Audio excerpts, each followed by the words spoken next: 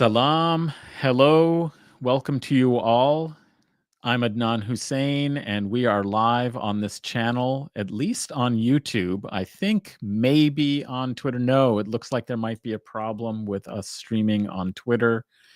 So who knows what's going on with that insane site. So anyway, we'll try and see if we can join it at some point, either later during this program or in the future. But I also need to welcome East is a podcast um, viewers and subscribers who may be tuning in because we're streaming also on East is a podcast. It's great to see people coming in the chat. Serene Valor, Ryan Wagner, New Quinn 22. Thank you for coming on. Hopefully we'll have a lively discussion today. This is a new program. Well, firstly, also just to say, we're on East as a podcast, and it's clear that there's two things going on here. Either I'm colonizing East as a podcast stream, although Sina will probably join anyway, or probably more likely he's just using my content because, he's gotten lazy and he doesn't, produce episodes. Although he produced a couple recent episodes and they look really good. So, maybe some of this, some of that. But in any case, welcome to you all, East as a podcast people. This is a new program, as I mentioned, a new series that I'm starting that will be fairly regular, at least a few times a month, maybe even weekly if I have the energy. We'll see when the real university session starts, but I thought, why not have the Radical Academy start early over the summer, because radicals take no breaks. There's resistance to conduct, there's genocides to stop, there's knowledge to be gained, and so we take no breaks. And why not start the Radical Academy early?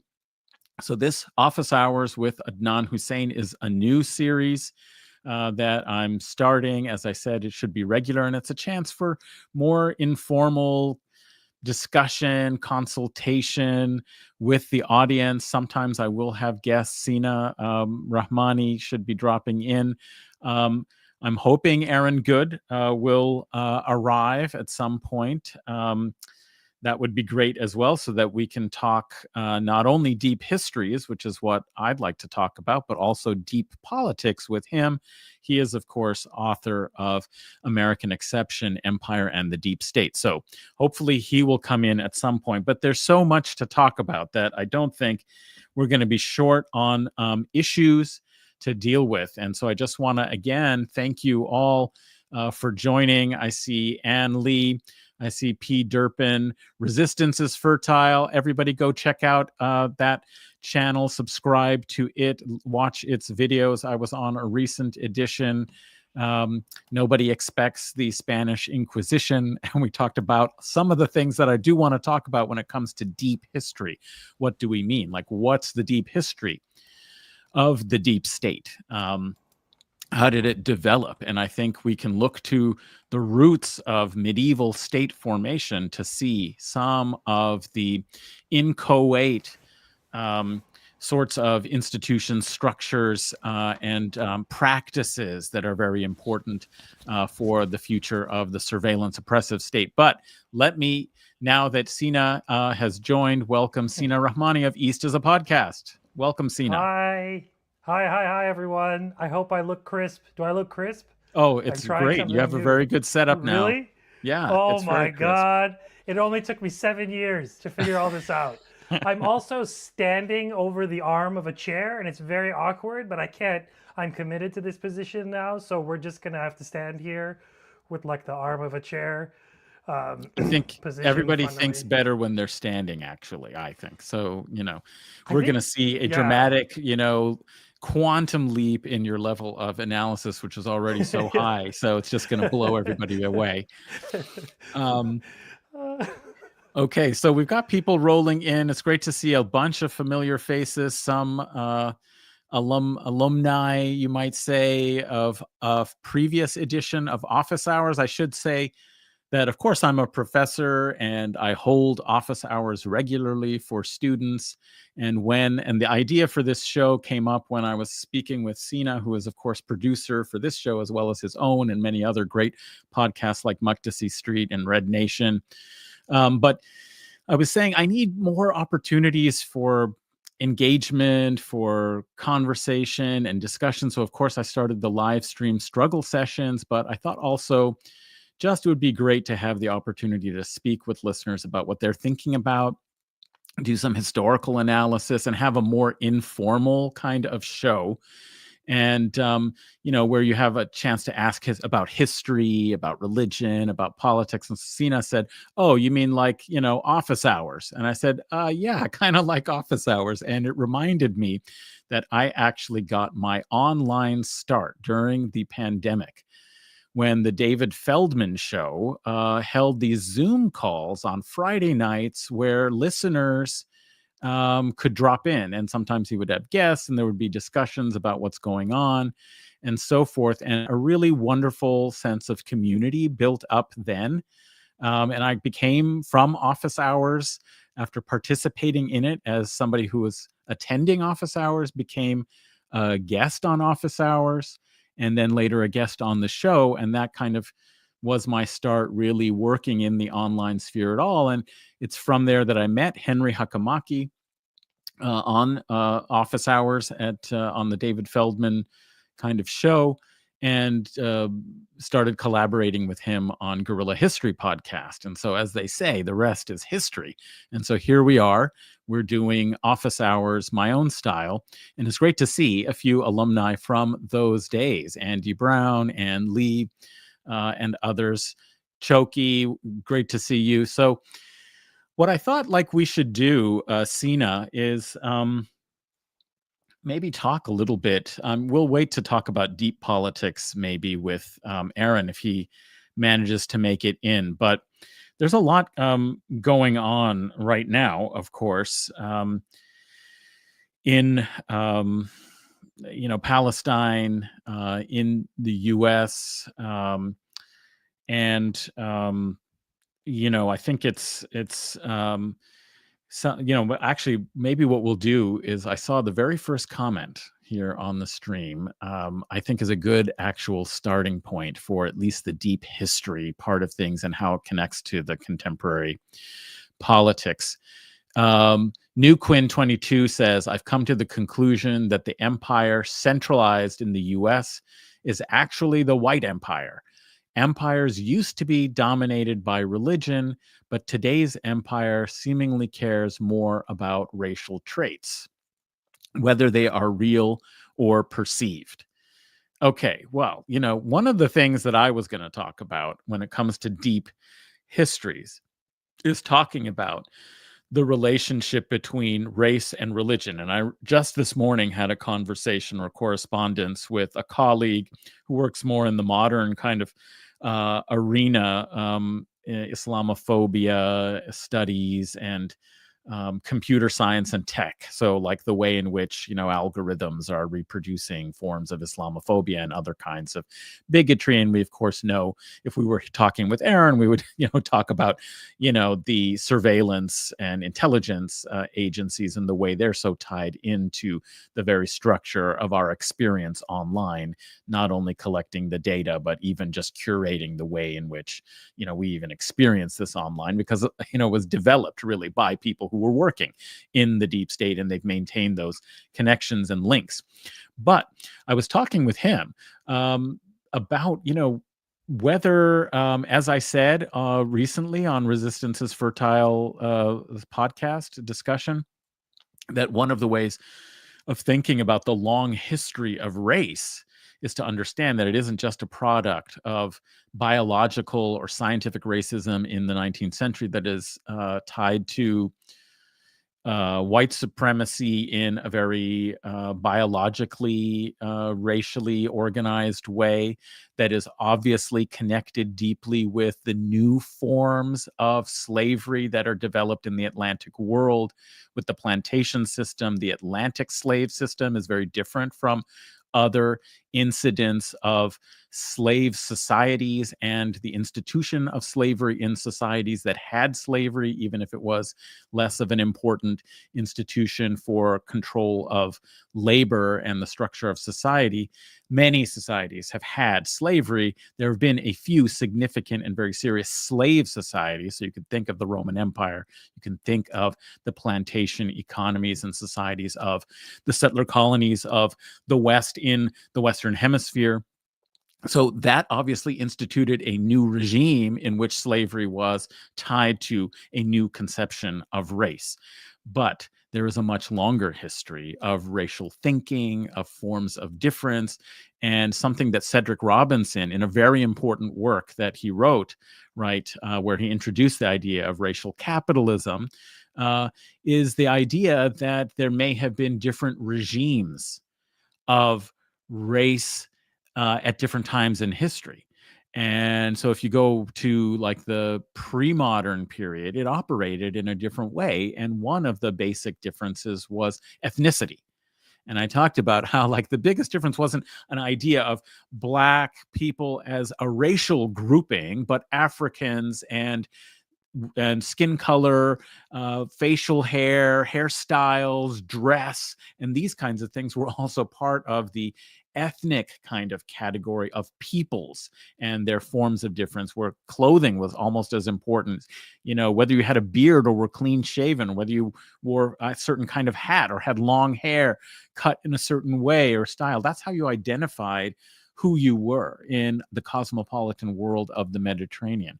So I had one on the show. If you go back, I had a great conversation with Alana Lenton earlier about her new book called The New Racial Regime, which was picking up on this idea and then really trying to interpret a different idea of how you understand the manifestation of race. And one other component could be, certainly, as New Quinn 22 is pointing out, is religion. And so you had, polities and societies in the Mediterranean, for example, organized around racial hierarchies. There's a dominant religion and religious community. You can incorporate others, but there is a hierarchy. But that's the way in which the society organizes itself, is on the basis of religious identity. And so the question, though, is do race and religion, how do they interact? And do they interact at different times? And is it even anachronistic to talk at that time about religion in the modern Western category of religion? What we have is identities, and ethno-racial, religious identities are all on a kind of spectrum. But what starts to happen in the early modern period and later is a new conception of race. And I was arguing that one of the ways that that develops is with the forced conversion of Muslims and Jews in Spain, and the migration as a result of the erasure of apparent religious difference. You still have difference, and it has to be patrolled by the surveillance institution of the Inquisition, but it leads to having to migrate the basis of difference to something like limpieza de sangre, purity of blood, which is the biological basis for then inventing a biological scientific category of racism in the post-Enlightenment period. Zena, I'm wondering, you had some thoughts on this too, about this point, about the shift in empire from, other ways of organizing empire to now privileging in some ways, even though many people would say, hey, we're beyond kind of direct, overt ideological commitments to race. They may be subterranean. We may have these like fascist right wingers who are starting to kind of talk about it in a new way, crystallizing older discourses in a sort of new way. But New Quinn 22 raises a kind of interesting point. What do you think? And you had some interesting comments off air already about it. I can't remember what I said, but it was about Gaza. It was about Gaza as the like apex of, yes. Yeah. So this that we've reached, that the concept of race war. I'm thinking, what the first thing that I kind of came to mind that I was thinking about. I'm sorry, this is one of those examples where I can't get the, you could take the grad student out of the man, but you can't take the man out of the grad student or something. So I was just thinking of like the lectures at the Collège de France, like, and I think the like 82 year or whatever, Michel Foucault, that is to say, when he had Yeah. this basically like public chair in France, and he would just give these annual lectures, and he was kind of the sort of public intellectual laureate of the time, in effect. And one of the sort of books that I remember is "The Society Must Be Defended." The title it was titled "Society Must Defend It." And I remember there having the first kind of, and really it wasn't the first, it was just for me the kind of most memorable, but there's obviously a ton of theorizations, but the sort of idea of this race war, and race war being one of the central organizing principles of modern societies, kind of whatever that means. And it was always something that deeply affected me. And if anything, it probably sort of burrowed down. Now, did Michel Foucault have the language of, say, the late, like, what we have now, which is talk about settler colonialism? No. Did he incorporate, the history of, settler colonialism in Turtle Island, for instance? Did it occur to him to like consider these histories? Obviously not. I mean, maybe there's here or there references. I'm not sure. I mean, I know he spent time here, but I doubt he seriously engaged with these colonial histories, because for him, Europe was everything, right? Like that. So that was his archive, whatever. And anyways, it doesn't matter. But it was more to the fact that sort of this technology of race war has been developed in Gaza, has reached its apex, its most maturity.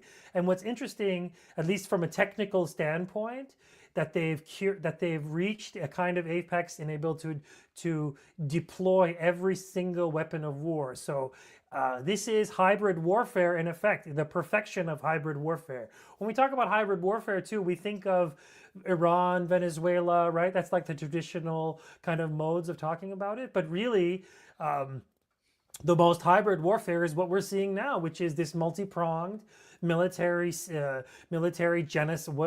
campaign, which is like obviously just an outright genocide, combined with probably the most intense siege ever devised and enforced, and coupled with an incredibly vast psychological operation to both run interference for anyone who's questioning it, but also to get ahead of the story and frame the developments along the lines of the imperialist, Zionist, whatever, right? And so this Gaza Strip has October 7th, Al-Aqsa flood has forced them to bring, like, let's say, the entire symphony online, right? Like the symphony of terror that like Europe has cultivated over the course of 500 years, more actually. This is what you always say. Since for 1,000 years, right? Since if you want to use the First Crusades as a kind of bookend for this kind of thinking of, like, complete imperial control. And to my mind, I'm increasingly of the view that how we talk about race and racism, like I was like, when I first heard of like the term racial capitalism, I kind of was like, come on, what are we doing here? Like that was my first Marxist, like, we don't need this. And then the more like I've watched and the more I've really sat down and studied, and really what it was my show. And the more time I've spent in my show in the sort of, in the, whatever, in the trenches, so to speak, of like third world history. It's such a corny way of putting it. I'm sorry, I didn't mean to say it like that. But in the sense of, in these, like, in the places where, the traditional sort of route for like radical histories don't go, is that in some ways that has been a lesson to me about how there are these kind of axes by which all the sort of modern world exists on. One of them is European white supremacy and its sort of vast global set of consequences and its various sort of iterations of itself, and the way they've sort of spun out into their own separate but connected projects. And obviously white supremacy and that project are deeply intertwined. But when we talk about racism is just a technology. It's an ideological technology. It's been deployed for in lots of different ways, that human beings have long been racist. But the apex of like turning this combining race war and fabricating a vast almost like encyclopedic web of tropes and stereotypes and associations and wordplay and all the kind of things, is that you result in this moment where, and I've always said this too, is that you have like different specters in, like the October 7th is two different terrifying specters: the armed Muslim man, and also the native rising up, right? The native in revolt. And somebody pointed out to me once, I think it was in a Tanky Therapy comment there on YouTube, and they said, anti-blackness is also part of this too. That the axis of anti-blackness, and really that plays through here too, is that the interaction and the sort of, say, growth of racism and perfection of it, or I don't know, evolution of it, if you want to talk about it in those terms, is that it has been able to simultaneously breathe in racialized non-whites, which is like a shitty term, but let's just run for it for a second, and expand the definition of whiteness, firstly, but also incorporate the cheap labor of the global South and their racialized,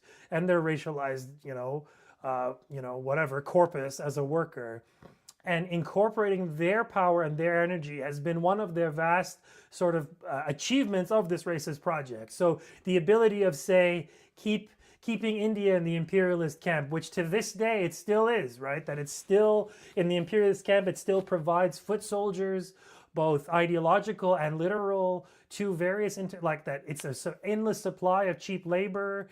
Is this the fault of individual Indians? Obviously not. And they're, but this is a successive series of governments. And this was part of the plan of partition, is that you create states that are able to be controlled, or at least, guided, and or cajoled in some cases, like happening today. India just announced that they're not buying any more Russian oil, which is like a pretty big deal.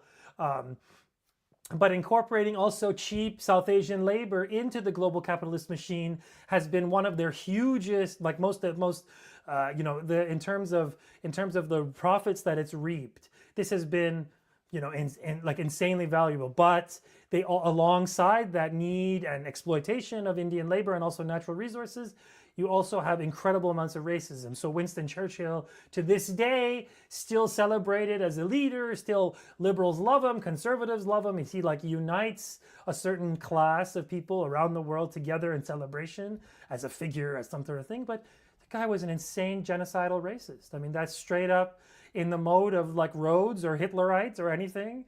And it's just simply incapable of people in our Anglophone world to see that, because racism has been so coded into this structure. So I take issue with that actual thing about white empire.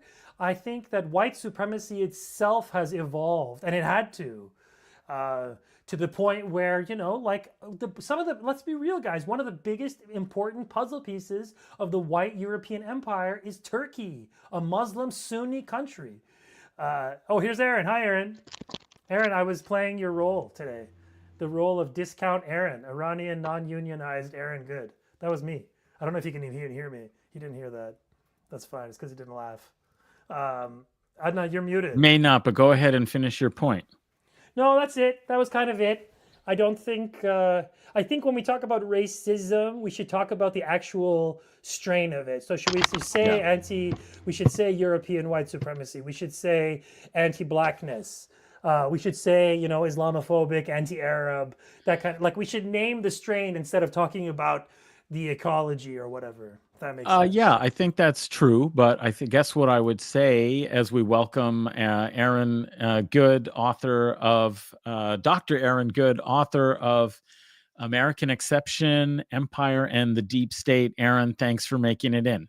Thank you very much for the invitation. Apologies for getting derailed and ending up a little bit late, but I can stay here as long as you need me. And I do apologize again for not being here on time, but my son's on break, and it's just a little bit nuttier than I summer, and sometimes I bungle something. Absolutely. Apparently. Summer. We get it, no problem, but it's great to have you in here. We started with kind of talking about one comment that came in about the shift maybe from a religious mode of organizing kind of imperial politics to racial kind of dimensions coming later in history. And so Sina was kind of talking about the more modern colonial sort of period about that. And we did have a question that came in from Ann Lee about, what I meant, at least maybe, about deep politics and whether it was like deep structures. And I just wanted to clarify before we get into the thick of it and maybe talk about deep politics in this context, is just that what I mean by it, now there is this whole kind of school in history, big history and deep history, and they're kind of synonymous. And I think deep history is the new term that is being used. And it's principally by people who are talking about the use of different kinds of non-written evidence for historical analysis and understanding that relates to very long temporal periods of material conditions, you might say, that deal with how to study climate by doing tree ring stuff, archaeology, paleontology, looking at genetics and trying to connect it with mapping where peoples may have been and connecting that to certain kind of linguistic and kind of philological sort of study, picking up on this older model that saw languages as historical records of peoples and classified the languages according to formal features, with putative histories of the Indo-Europeans, as if there was an original Indo-European people and there were original Semitic peoples and they spoke Ur-Semitic and then they branched off and developed new languages, but there was a Turkic or Ural-Altaic people somewhere in the deep past, and we can trace this because there are these connections or formal features that linguists have studied, and they've said, oh, this is a family of languages and they're connected, and so they must be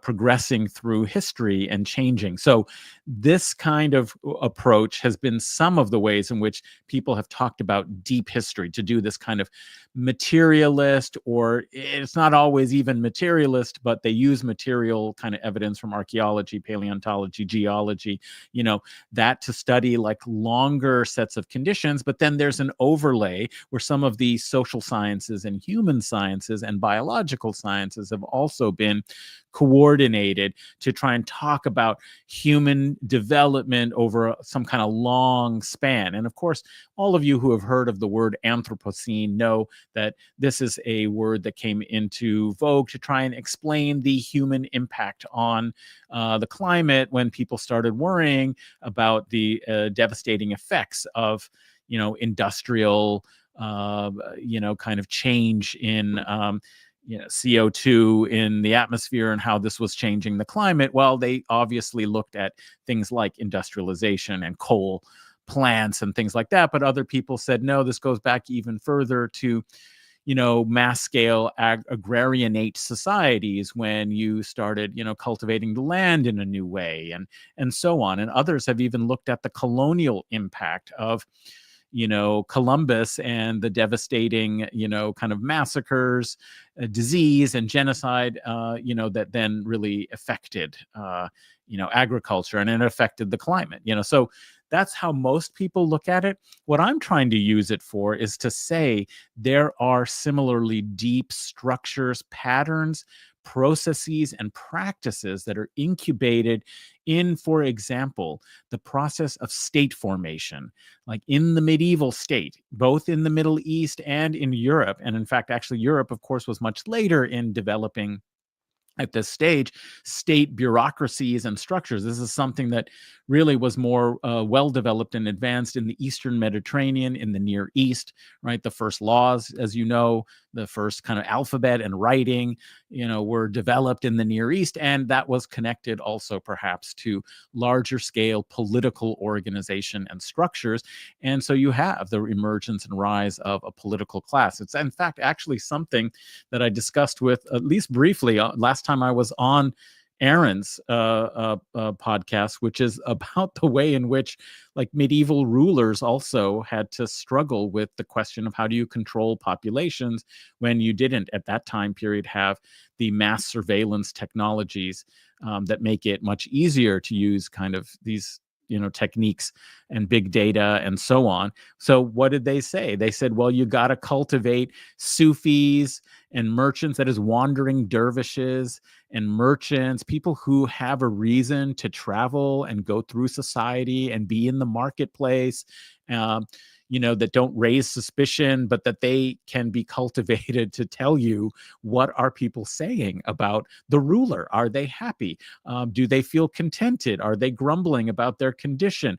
Are they talking about how they wish that, like so-and-so rival emir would come and take the city? Or, basically it was an intelligence network. And this is the thing, is that in previous societies, you actually had to recruit people, and you actually had to pay them, and you had to rely on them to go around in society.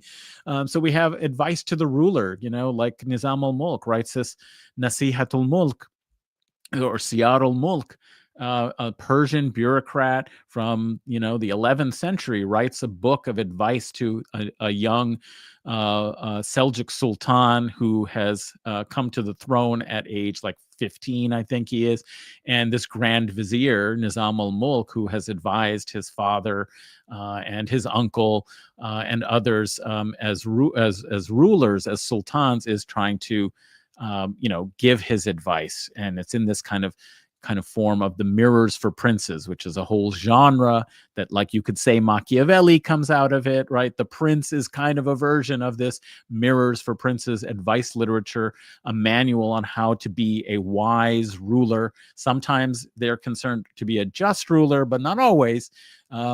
At least an effective ruler. And he writes one of these, Nizam al-Mulk does, and he basically gives this advice, that you should do things like recruit people within society who can tell you about it. So anyway, I would say that and these structures that we were talking about like Inquisition, about kind of the racial, the religious organization of society, of war, basically, and finance. These are the two kind of drivers of states, of what states are most interested and concerned with.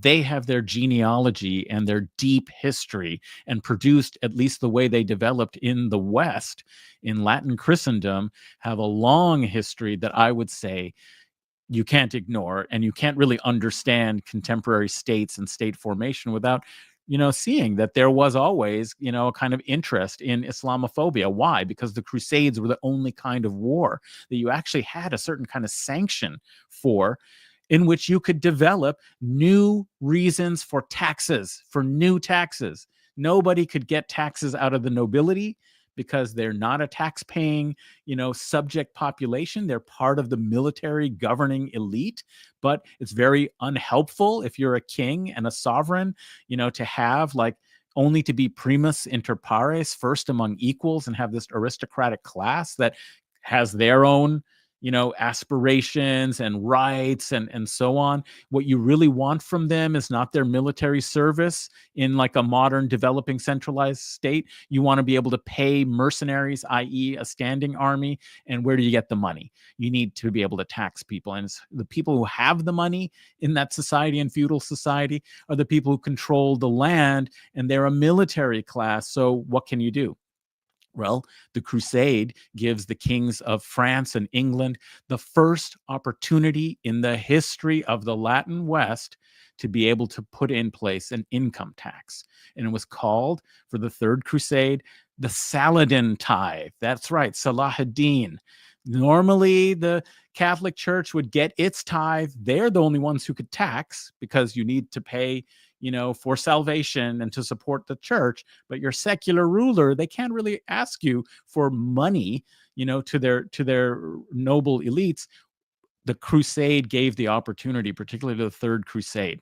So at any rate, when we talk about the long history, the deep history of the state and state formation, we can't do it without thinking about crusade and constructing the Muslim as the enemy. We can't think of it without understanding the connection to Jews and anti-Semitism inside the Latin West, and the way in which they were a specialized fiscal population, at least some community of them that had access to liquid money that could be, as I'll just conclude here, because once you get me going on medieval history, it could be a long time, and we want to hear from others.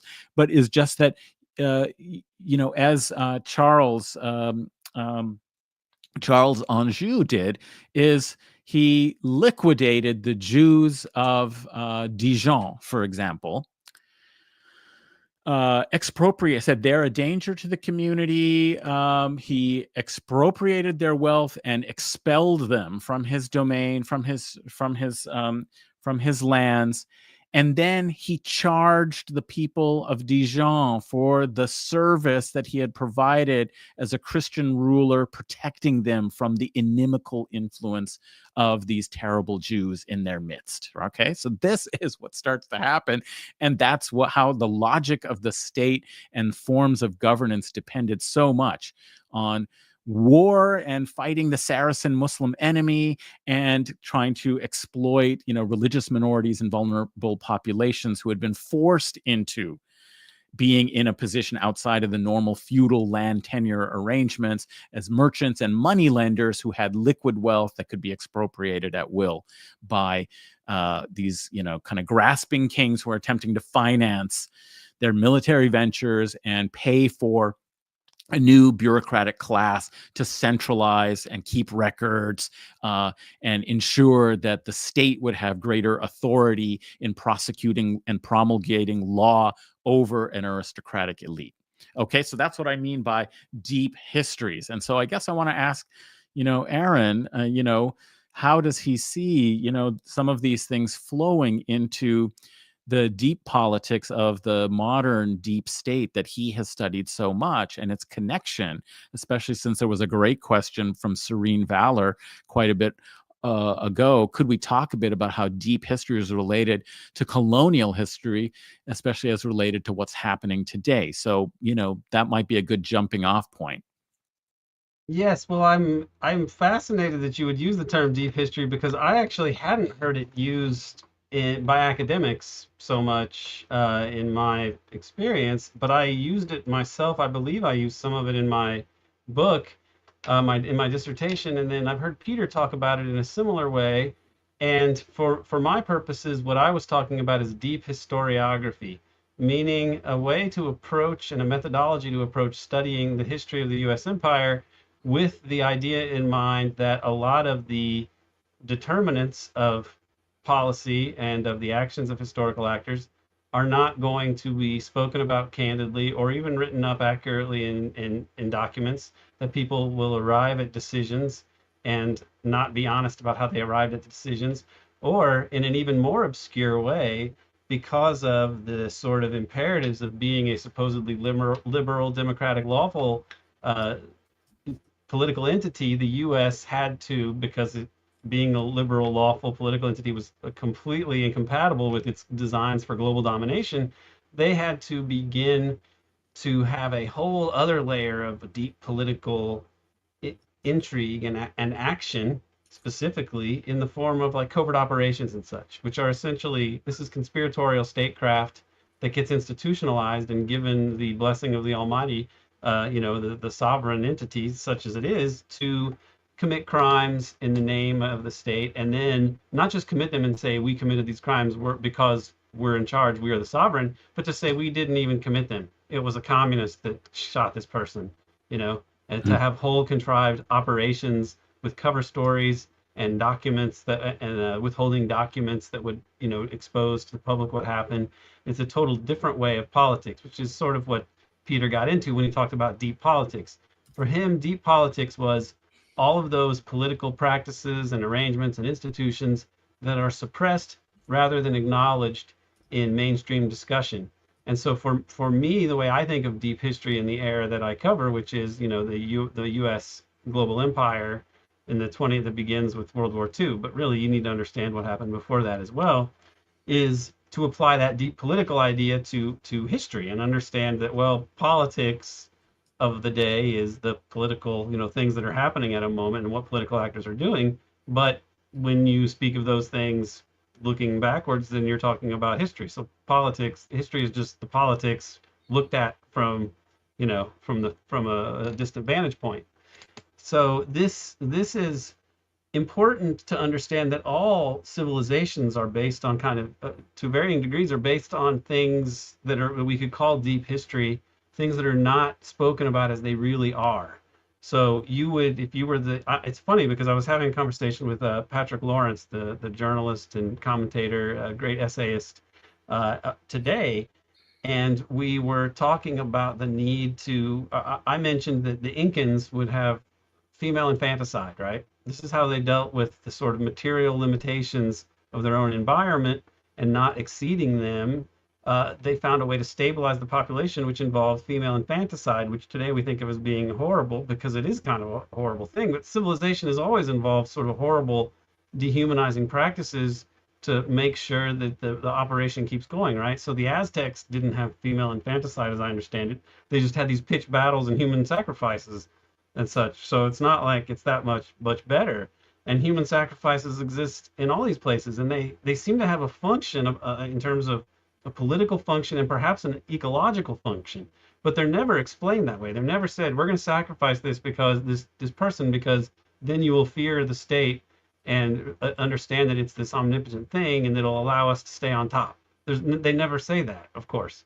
And they would say, if it's female infanticide, it needs to be presented as some sort of offering to some kind of religious metaphysical order, right? It's never explained as a way to make sure that we just don't starve. So tough luck for your baby, but they're unlucky. It's never explained that way. It's always, and this is, Plato acknowledges this in the Republic, and I don't really enjoy talking about the philosophers just as philosophers in detail. I find it often a bit tedious, but I think when there's something that's really important and illuminating, it should be noted. And when you think of what Plato says in the Republic to Thrasymachus, and Socrates are having an argument, but they're both sock puppets for Plato. They're all just created devices to have this dialogue so he can pretend that something is somebody else's idea. And Thrasymachus is basically a materialist of sorts. He says, look, power is just whatever is in the interest, justice is whatever is in the interest of the powerful. And this is what we're told is justice, but it's really whatever suits them. And Socrates says, no, that's not true. But then he kind of gives a bullshit answer that is more or less rephrasing what he said, but saying that it's a good thing. So he says, let's just take any city. You got to have the people doing the right thing. Not everybody can be a ruler, not everybody can be a king. So you need some kind of myth. We could call it the myth of the metals. Some people have gold in their souls and they should be rulers. Others have metal or silver, so they should be like, military leaders. And other people have like iron, so they should be like hewers of water or hewers of wood and drawers of water, whatever. And so he's just making this up, but he's basically saying something else almost postmodern. Like we have to make up some bullshit to get everybody to stay in their position and keep the hierarchy as it is. And so there's like a deep politics. He's sort of talking about deep politics in a sense that what's on the surface can't really be said because it's not good for social cohesion and keeping the hierarchy as it is. So this goes against the Enlightenment and what we think. We think that transparency, lawfulness, democracy, these are why we're different. The pre-modern people used to do all these things, but not us. We have the automobile and the judicial system and our great laws. And if we do badly as leaders, the people will elect new leaders because it's democracy, and the law and the democracy is bigger than the greed of the pre-modern rulers who would exploit the masses, But we all know this is an exploitative oligarchy that's murderous up to the point of being genocidal. And so there is this issue of like, let's deal with reality. And I think it's really the materialist tradition that is trying to deal with reality as it is, and not thinking that they need to stick to mythologies that uphold power. Yeah, no, that's really interesting. I'm so glad that you did bring up these philosophers because I agree. It's not like we want to talk in detail about their kind of fine distinctions and complexities and so on, but to see them as, philosophers were the political theorists. They, raised these kinds of questions of, what is the good and how do you organize society to achieve it? And so ultimately, it was political. And of course, Plato wrote the Republic, and, he had pretty clear ideas, just as you were saying, about social roles that justify certain people in political and military power. And so there is a real deep history with a lot of these kinds of ideas about what makes for stable order, that's built upon a lot of these hierarchical presumptions, whether they are just about, that some people are fit for rule and so on, whether that gets then mapped on to, in a more global way, on racial hierarchies, that there are some who are master races and some who are slave, by their inherent, characteristics and so on. So there could be a lot of different kinds of paradigms to justify the various kinds of hierarchies, but that was, on some level, the assumption of pre-modern societies, that you're going to have hierarchy. How they justified, how they organized or arranged it, there might be differences. But this idea that like we have a different kind of political orientation, that's so interesting and funny in a way, because if you read somebody like Michael Hudson, who I hope I'll get a chance to interview soon, who has studied debt and the way in which a lot of what was translated as sins, forgive us our sins, is actually forgive us our debts, could be translated that way, is that in some ways the Oriental despot, the very inimical figure of the early modern political Enlightenment thought that begins to justify Rousseau and Locke and the liberal ideal and notions, at least in the beginning, of limited democracy, but that then are advanced to become universal democracy.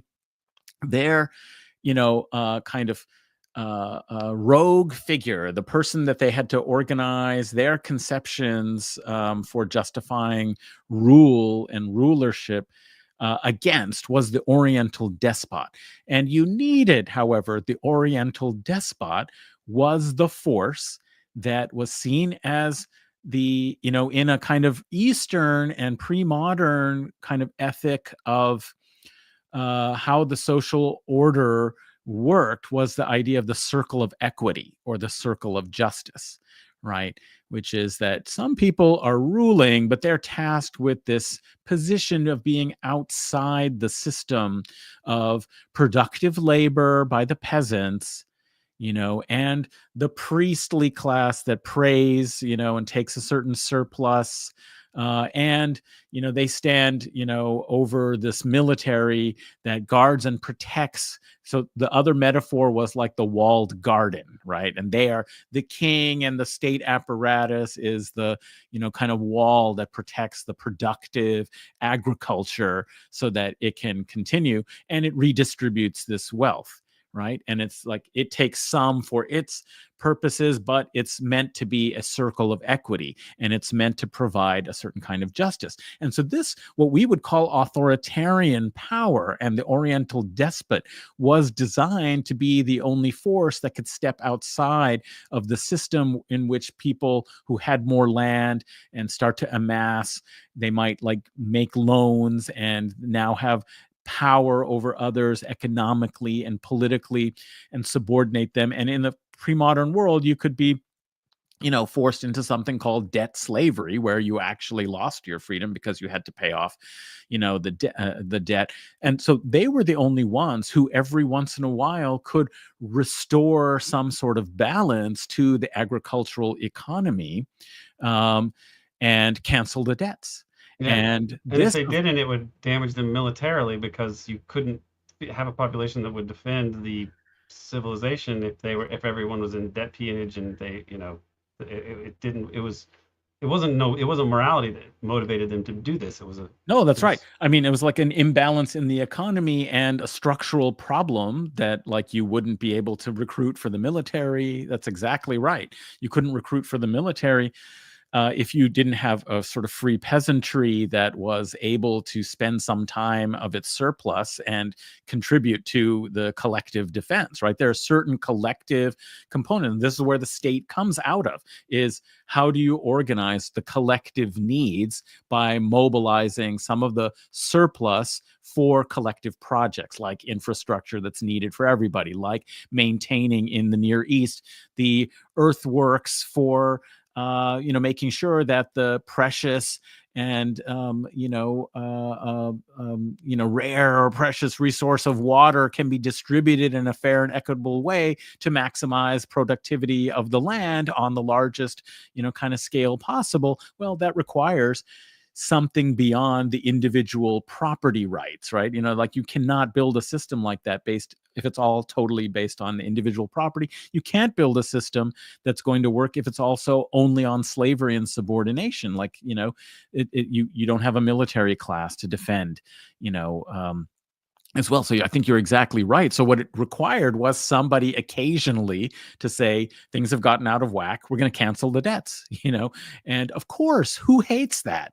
Are the wealthy strata, they hate that, Oligarchy of wealth. the oligarchy of wealth. So democracy and the, who is, when we think of the Magna Carta, and it wasn't so long ago that it was, what was it? It was like the 800th anniversary. Yeah, in 2015, and I was in the UK doing research during that period. It was the 800th anniversary of the Magna Carta, which has established all of our rights, the rights of an English person, this whole thing. Who was it for? It was the barons saying, oh, your taxation, which, started, and it's 1215. Remember, the Third Crusade, it's basically what, John's brother, put in place in England in order to finance his very expensive Third Crusade, 1189 to 92. And the barons are really unhappy with this, and so they get together and they claim that this is a more just sort of system to protect their property rights, as it were, and their social status as oligarchs of the wealth. And that's kind of where we're getting these parliaments and the idea that democracy. And so Hudson has this very interesting idea that, democracy is just oligarchy of capital. And, the so-called authoritarian, and this is the discourse that we get now. Oh, China's authoritarian, Russia's authoritarian. Every country that falls outside of the U.S. financial system that is trying to develop a different kind of monetary policy, like the BRICS trying to come up with a development bank rather than the World Bank and IMF, that is operating on, ideas that the state will control, debt and will redistribute when necessary. That's authoritarian because it doesn't protect, narrowly conceived property rights that are to the advantage of those who accrue capital, in the quickest manner. So I think that was a very valuable point, that in fact, actually, our modern kind of idea of democracy, we don't really live up to it. There is really this older kind of set of calculations, but a lot of it is rooted in an ideological projection of history and of law and property. Right.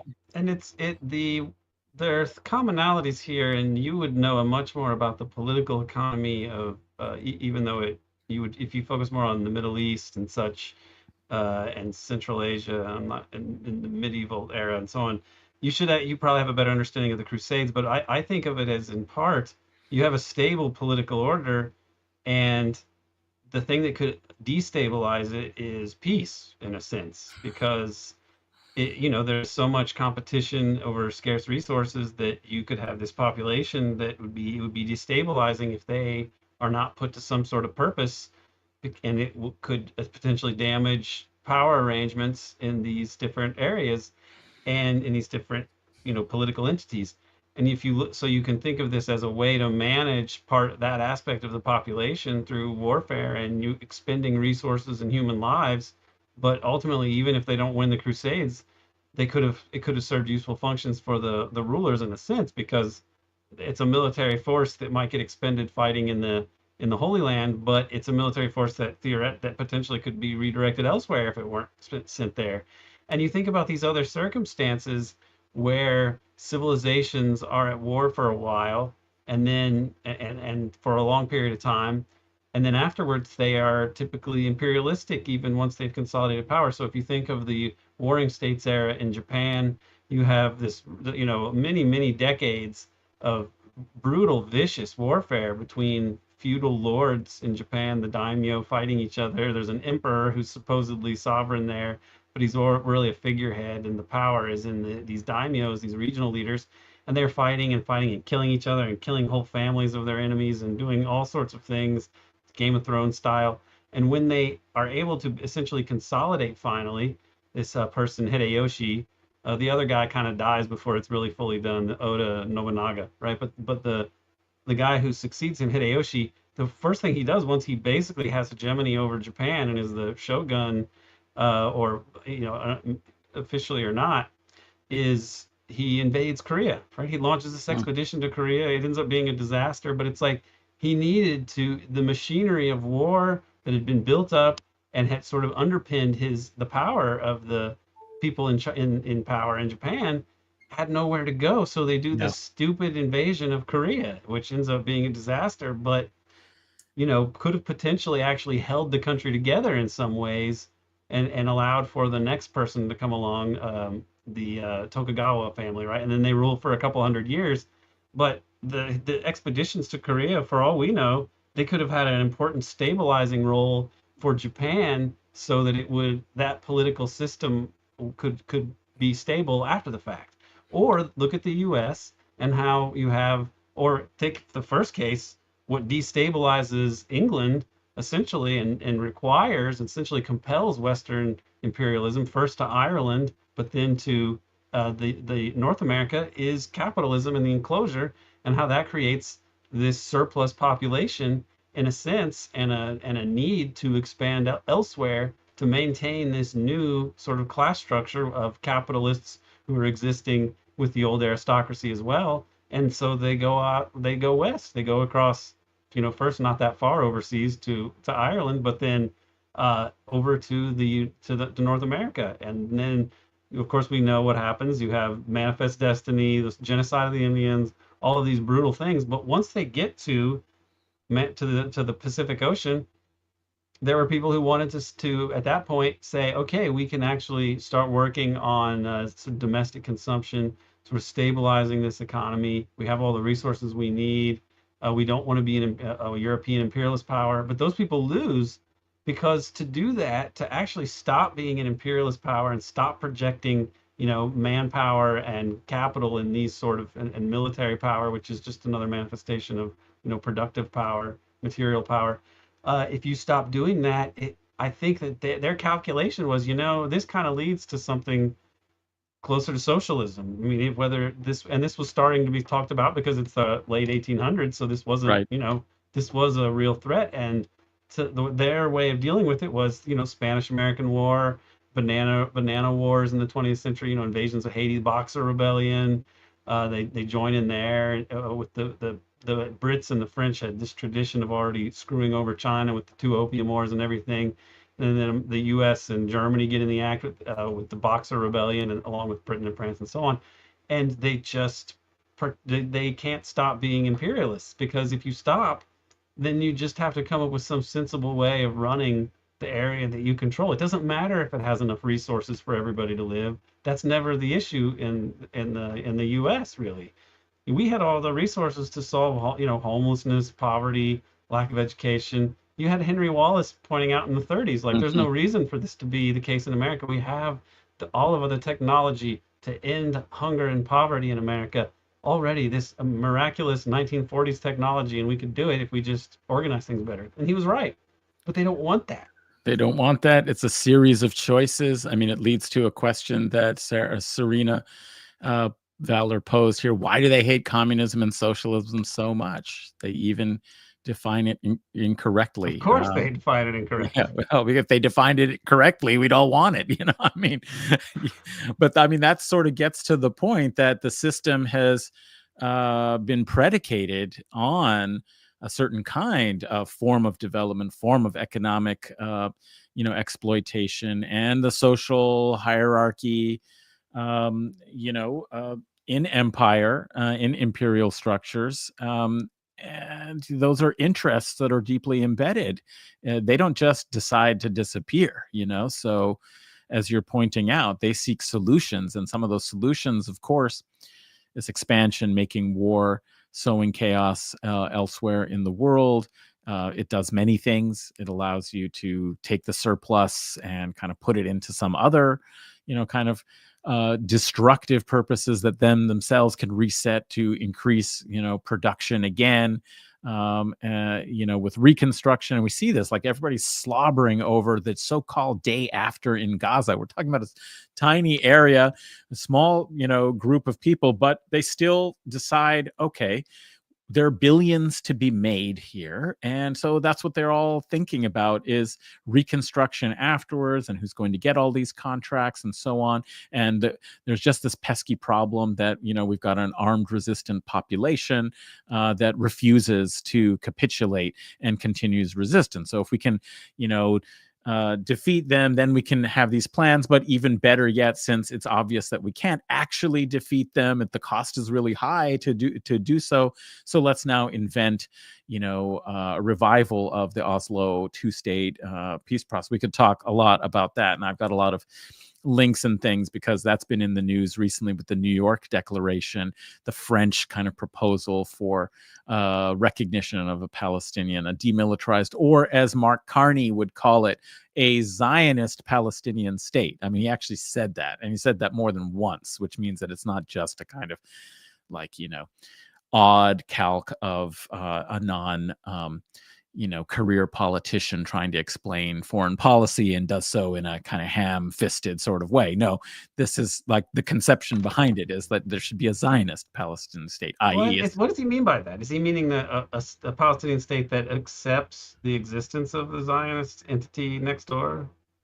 Definitely it means that, but I think what it also means, or does he mean they're going to be enthusiastic about it, or what does that even mean? Well, I mean, I think what it means is that they have to, as you're saying, accept, but I think what it means is that they have to accept a subordinate position as a sub-state, as a non-sovereign state, as a demilitarized state. That makes more sense considering the source. That's right. Yeah, absolutely. Absolutely. But in any case, there was that question, why do they hate, socialists and communists so much? If you did have socialist institutions in the United States, you had affordable access to healthcare, housing, education, and so on, you would have a population that could be more active politically and start to actually think more coherently about their interests. But when you keep this precarity in place, it's not simply the rent seeking of the different rackets that really make up our entire oligarchy and economy. It's the fact that keeping them poor and desperate is not an unfortunate side effect of allowing them to get plundered by every industry in the United States. It's good. They would prefer that. They would prefer that people not have the wherewithal to quit their jobs and find better jobs, or be able to be politically active. Everybody would be worried about losing their job, and they work so much that they don't have the time to really be active in politics, read about politics, and so on. This is the system they have, and we're starting to see the limits of it in terms of being even a technologically advanced and materially productive society. Because look at China now, and look at how recently I think there's the Financial Times or one of the other big media outlets that's very business friendly in the US, had a list of top universities in the world, and a good number of them are Chinese now. Yes. And what are we doing in the US? We're like trying to crush our own university systems, so short-sighted, and they don't even understand that this ethic of like screw over the public and every public institution as much as possible and open it to the management and domination by money. This has been their lodestar, but it's going to make us get our asses kicked in terms of the actual output of our civilization. Like China is going to destroy us, I think, scientifically, technologically, Oh, they're and already and doing it. this is going to be impossible to obscure with American PR, publicity razzmatazz at some point. I mean, it already, I think it is the Yeah. legitimacy, the approval of Congress and the presidency, people saying that things are good or that their children will have a good future. These numbers are historically grim and and are trending so inexorably downward for so long. It seems irreversible. And then Trump is this, the president that captures the moment in a particular way. As crass as he is and ridiculous as he is, he's the clown that the oligarchy really deserves to have representing them. Yes, I mean, this raises such a important kind of question about, multipolarity, what the future of the U.S. in a multipolar world is. Are they going to recognize it, and try and maximize the regional capabilities, which is what I think the whole Greenland. We haven't heard so much about it recently, but the Panama Canal and the Greenland Gambit and Canada as the 51st state was really all about a kind of older Monroe Doctrine kind of recognition. Well, we can't be the global power we once were in the American century. Post World War II, we have declined, and there's the rise of other economies and powers in a multipolar world. Well, what we need to do really is kind of really dominate in our own hemisphere. That's one tradition. You see the Pete Hegseth, and people might be thinking about that. Even Marco Rubio seems to have suggested some of these things by bemoaning the fact that the excessive use of sanctions has ended up rendering them less effective and created alternatives that have developed and are developing in resistance to Completely predictably. totally predictably. I mean, it was a bad strategy. It was a short term. I mean, everything about the United States kind of approach to the world is all about short term profit making and short term kind of political kinds of gains. So instead of investing in an economy that's robust in terms of developing new tech and things like that, it's really all tied to the military as the one strategic advantage it has. So when you were talking about wars, it just made me think of the whole military Keynesian thesis. I mean, that really is like the US economy, and it's so interesting that it's like very closely related to the structure of like Israel's economy. Israel is sort of like in crystalline, sort of smaller kind of example shape, the greater structure of what's happened, increasingly to the US economy as it deindustrializes for making consumer goods and other things that are related to, the life, good health and life and standard of living of its citizens. And it just invests in, surveillance tech, the kind of online, Crypto, don't forget crypto, the crypto, most absurd economic endeavor that takes a lot of energy and stuff, and it generates nothing. Absolutely. I mean, and finance, finance capital Yeah. is what it's all about, not actually productive investments, because those are risky and the profit returns aren't so great. The only area that the US has had a technological big advantage is in military tech, because it invested And so not so much enormously, anymore. and not so much like I when mean, it it's comes to Russia that missile has the technology. Oreshnik missile, which is the power of a nuclear weapon, but without starting a nuclear war. So they could just devastate military targets as though it was a nuclear bomb, and yet not have that widespread damage and fallout and everything else. So we're not even. I think the U.S. is behind the military. The Russians are outproducing the U.S. in terms of these drones and artillery and everything else.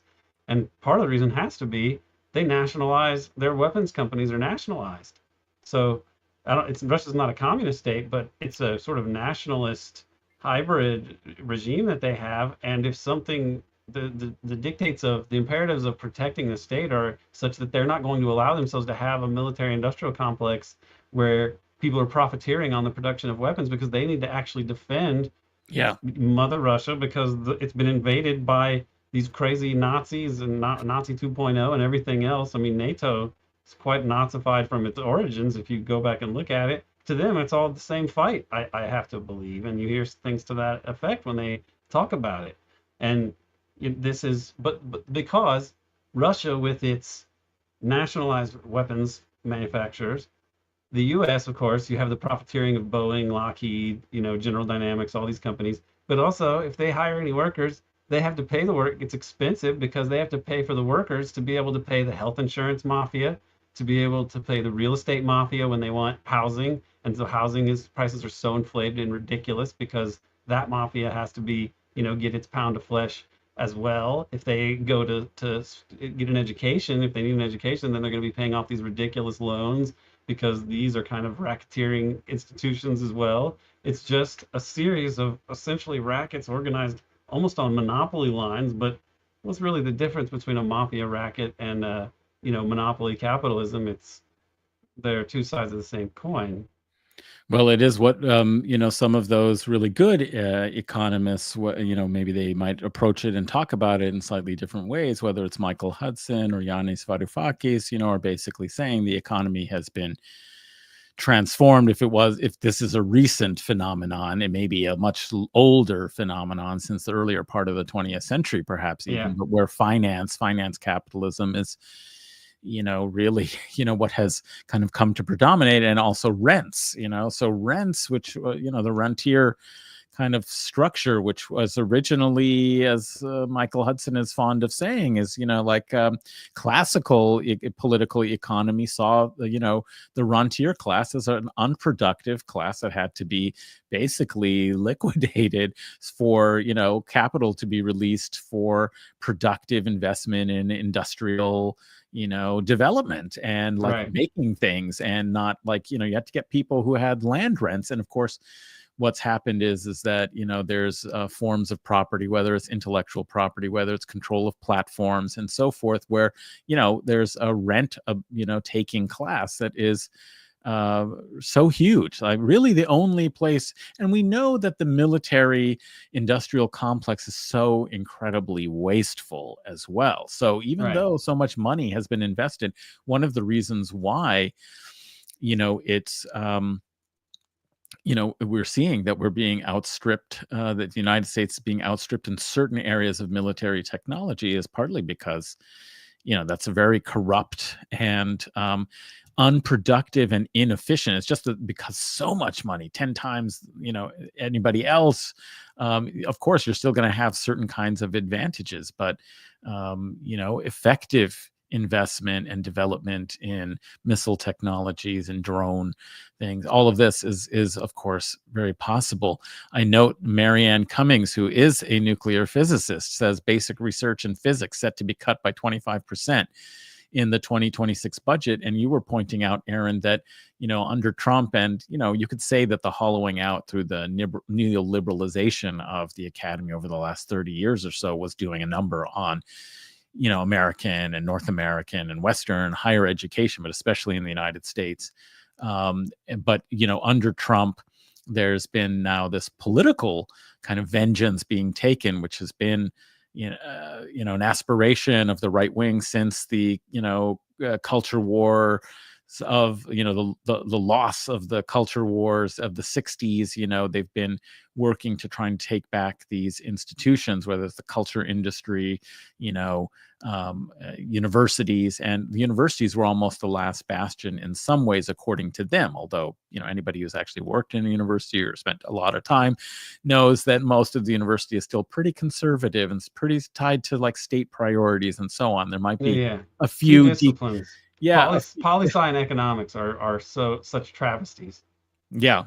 I mean, that's basically sciences of property and state. Basically, that's what those disciplines of knowledge tend to reproduce, is the presumptions that feed and support that.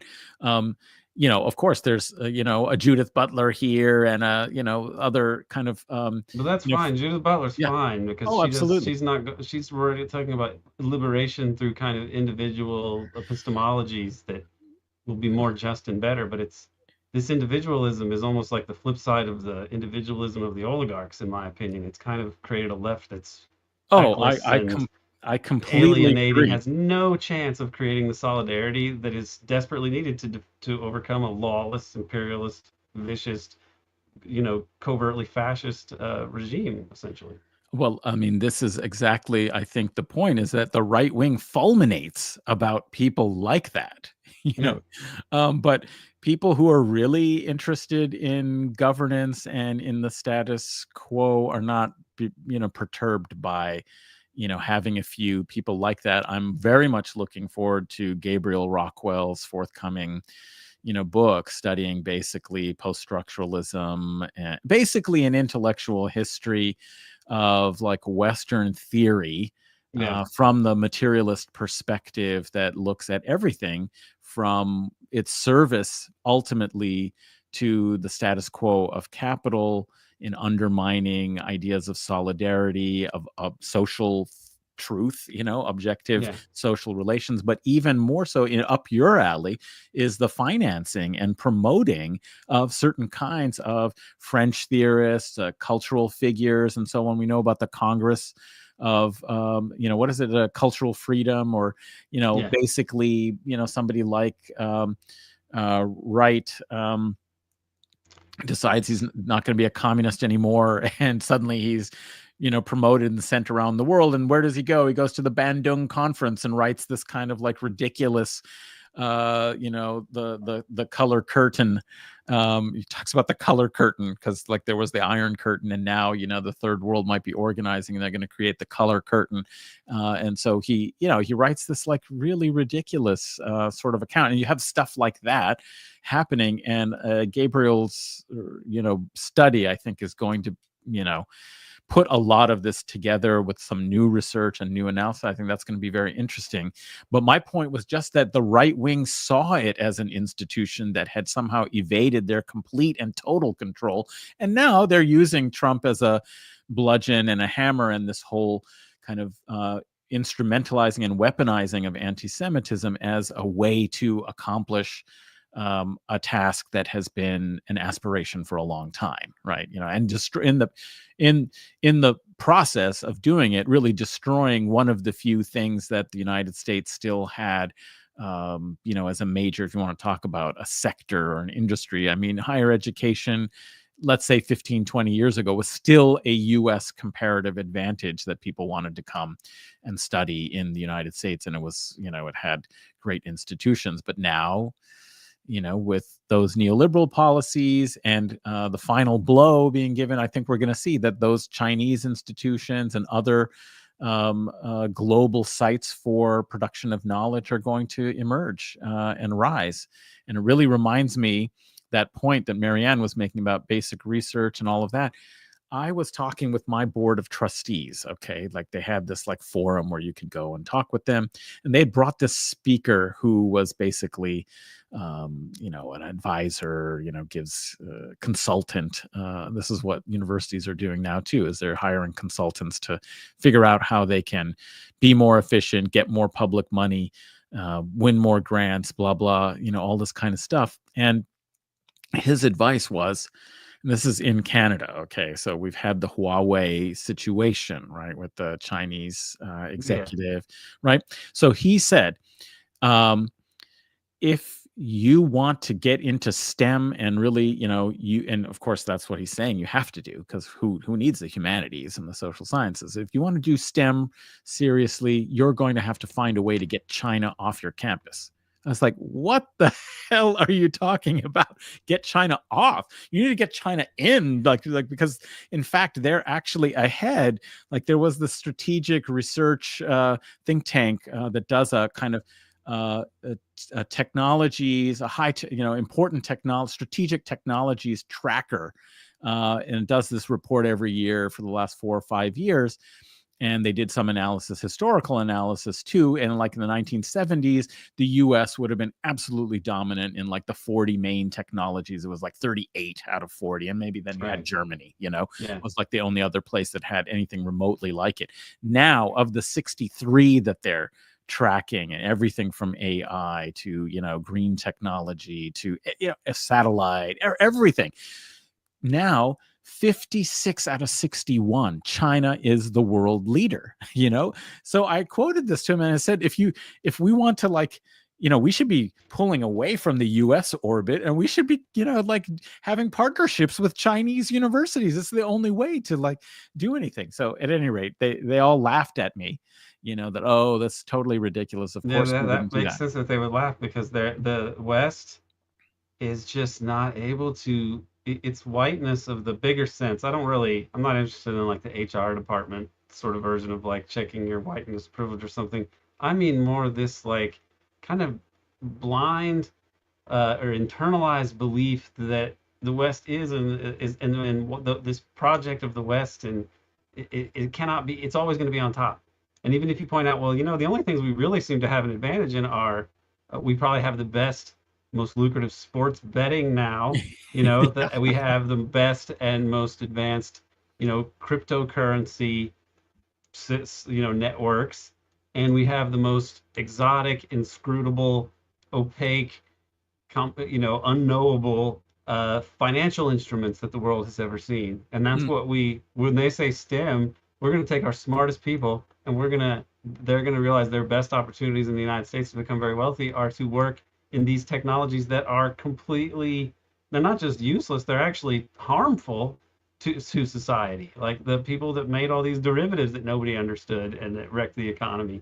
I mean, this is really the only thing that we have going for us is sort of predatory chicanery in different ways, different yeah, forms of it. It's a rentier system. I like Giannis when he, in general, as people you'll hear speak publicly that have a big, large following, he's an interesting and a figure. But when he says that, like, oh, it's not capitalism anymore, I sort of right. cringe a little bit because I'm thinking, no, it's Yeah, been capitalist. It's been people. It's been well organized corporate wealth that's been every little step of the way. And what they're doing now is trying to get as much. They're trying to get as much money as they can while they sleep.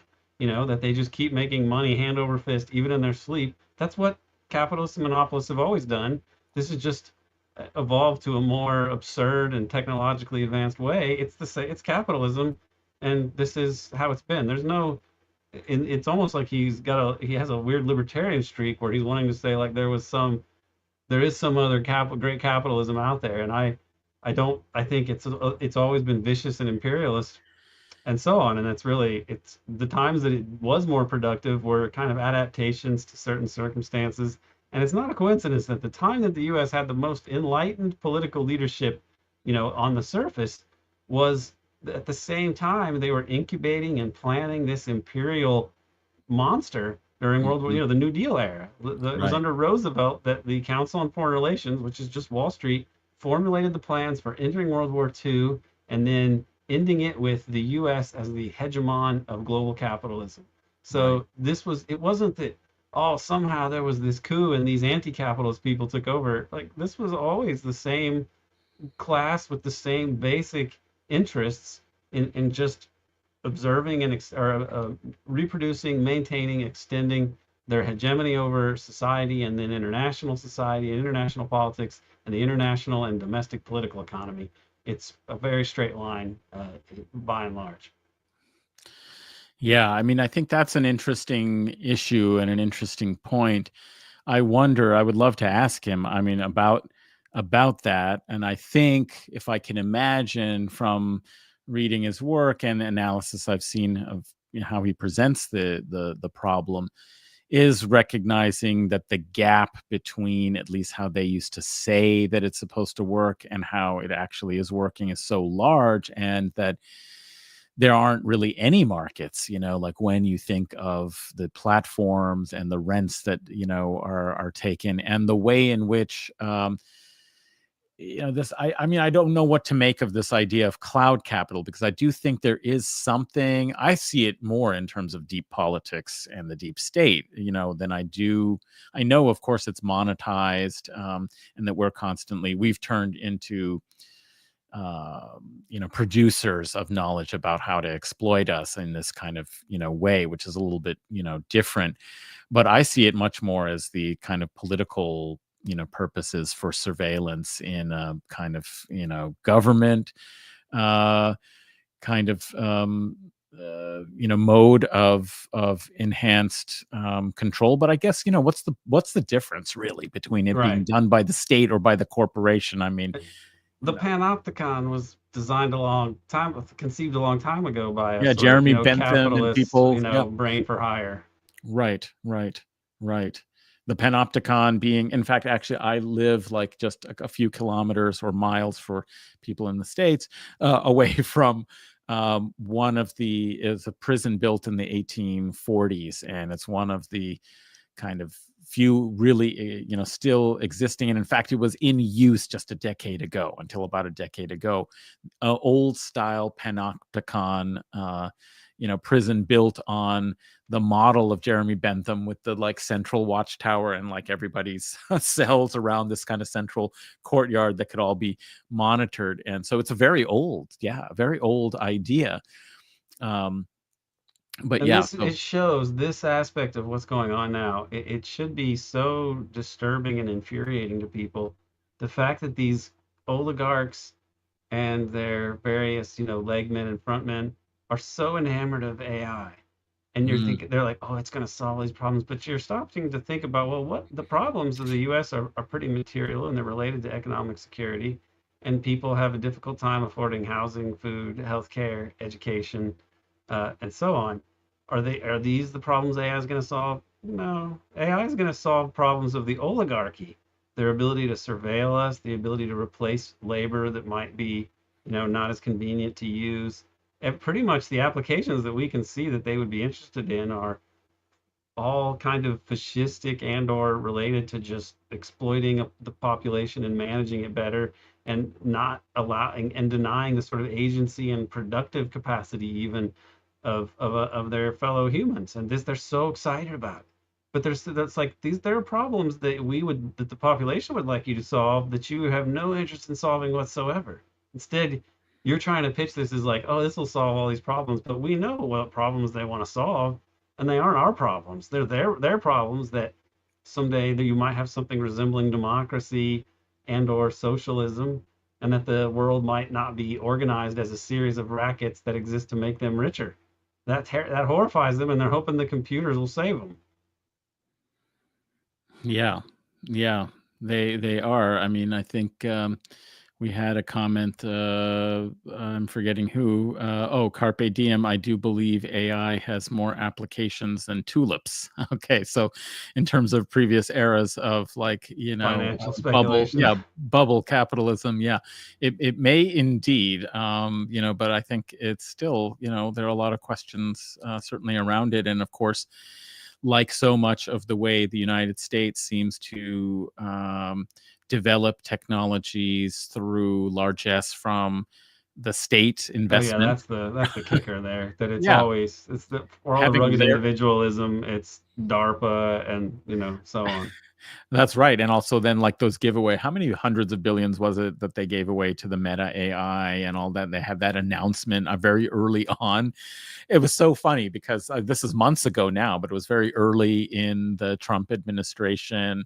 Kind of gathering together the titans of industry of this age, i.e., the tech overlords, for this kind of like announcement of investments that are going to be made into AI, and like the next, like literally like 2 days later, maybe the day later, DeepSeek makes its announcement that it has matched and in some ways perhaps gone beyond the capabilities of ChatGPT on $5 million.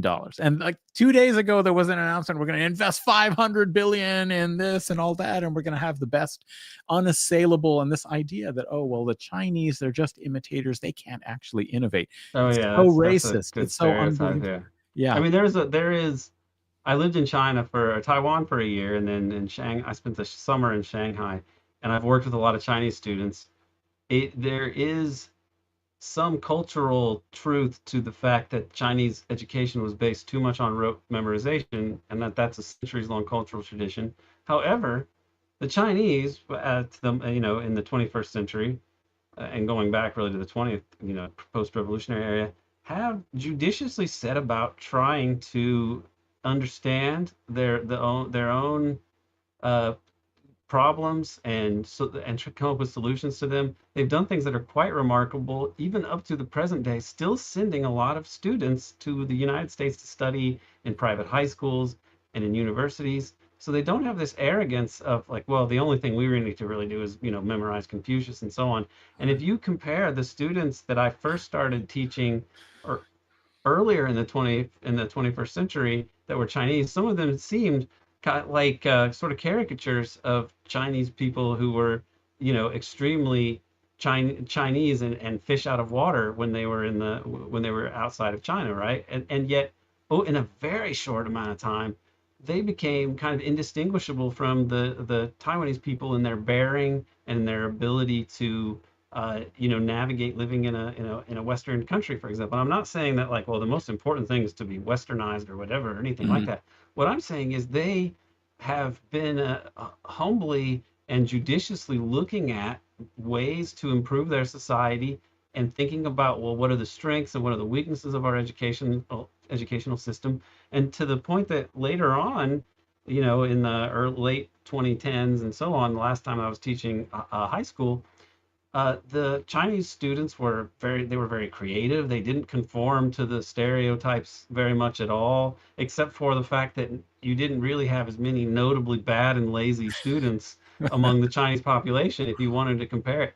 And I was at a boarding school. If you would compare like the students who were paying full tuition who were like white students, Americans, and the Chinese students, most of them who did pay full tuition, well, there were hardly any good students who paid full tuition who were like American, or not very many. Whereas most of the Chinese were very good students, and they weren't there on scholarship or anything else. And so I'm looking at that and thinking about that, I am just very confident that even besides the overall things that we can measure with, political science, development statistics and all of this, even my personal experience suggests that we are complacent and our institutions are so corrupt and we are riding on power that we've had for so long. Our leaders don't even necessarily understand the basis of our power, so they do stupid, things like over sanctioning people and killing the golden goose of dollar hegemony in the process. Whereas the Chinese government and the Chinese people that I meet just seem to have a sort of a national project that is coherent and has uplifted people and taken them out of poverty. And for them, life actually improves. Life expectancy rises, literacy rises, poverty and extreme poverty are close to being wiped out, and extreme poverty basically is wiped out. And in America, we actually accept like, well, everything's just gets worse. That's just the natural way of things. This is almost something that we think is like impossible. This contrast could not be starker.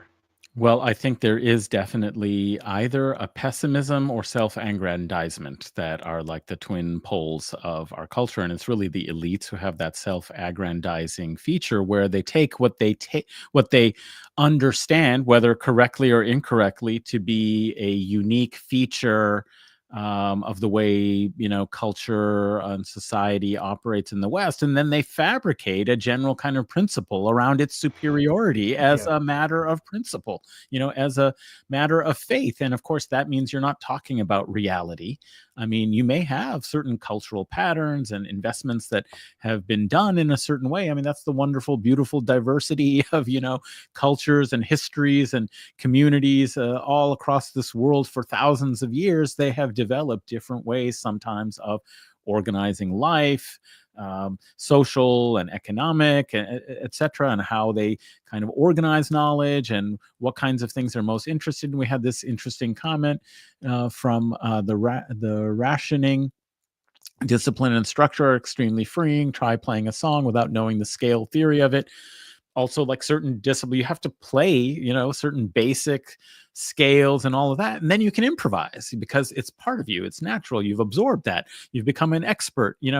There's obviously it takes a lot of different kinds of skills to truly create new and wonderful things, whether it's technology or whether it's art, music, literature, or philosophy. So obviously we need all of what the human capacity has to offer, and that's what the humanities is studying, the diverse ways in which people have made contributions through intense effort and concentration and technique learning over a long time.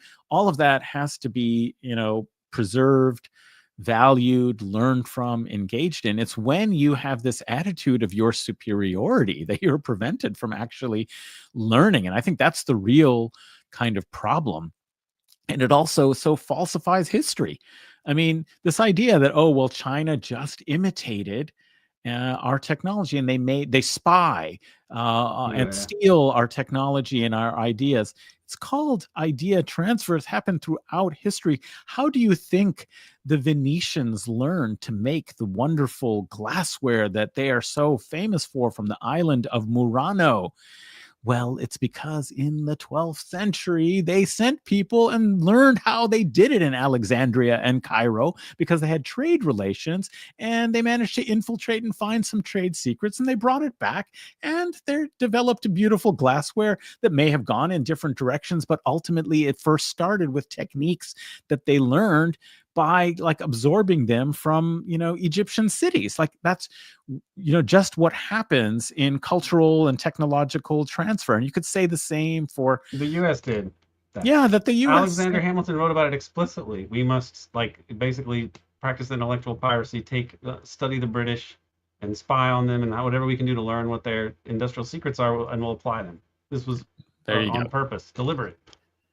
Exactly. I mean, so then to suddenly have this valorization of creativity, innovation, and genius as a particular cultural value of the West. I mean, it's like really so funny. I mean, this is how you come to the cul-de-sac of development that we are in. Yeah, and the other an important aspect of this is that it's sort of like, oh yeah, socialism. This whatever socialist country, it's going to fail. We'll make sure of that. We'll murder everybody. And then we can be like, as long as you murder all the socialists, then you can say, look, socialism always fails because look at this pile of dead socialists that we created. I mean, right? Or it's like not literally that way, but I mean, they do. I mean, it is to an extent. War trying to kill countries, destroy countries that are trying to do things a different way. But now we're finally at the point where we have counterexamples that are outperforming us, and we can't just murder our way out of this. Yes, and this is a new experience for the white, whitey, whatever you want to use as the personification of this system. Right. This is not 500 years since Columbus, landed there, and we can call him part of the white brotherhood in a sense. He may have been a little like swarthier or whatever, but technically, historically, he's almost like the first white man in a sense because he just showed up here. I mean, I know they went around Africa and everything first, but I maybe this is American centric of me, but I think of this like this guy just landing in a place. Think, oh, this place is beautiful. These people are so friendly. I could kill them and enslave them and take all their stuff. And that is, in a way, it's been 5 centuries of that, except in the process also telling us ourselves we're the greatest, we're the best ever. The monument to our greatness is all around us. This is so great. I think and now it's crumbling, and now we're just like, are we really that? Can anybody make a case for us being really that great? What's declining is that we have to tell ourselves how great we are. We have to have a president who's the embodiment of narcissism and egotism, and it's scary, but he's the perfect encapsulation, personification of this. Well, that's it. I think the title for this, when it gets put up afterwards, will have to be, "We Can't Murder Our Way Out of This." I think. But the problem is that there are some people who think that they can, or think in an even more nihilistic, destructive, and dangerous way as well. If we can't get out of this, well, who cares? Let's just murder the rest of the world. Nuclear weapons are a scary thing right now. We are not going to go down, into a subordinate position and experience the third worldization or whatever of America in decline. We could do something about it, like just torch this planet. I mean, that's what I worry about. Same with Israel. There's like the whole kind of question.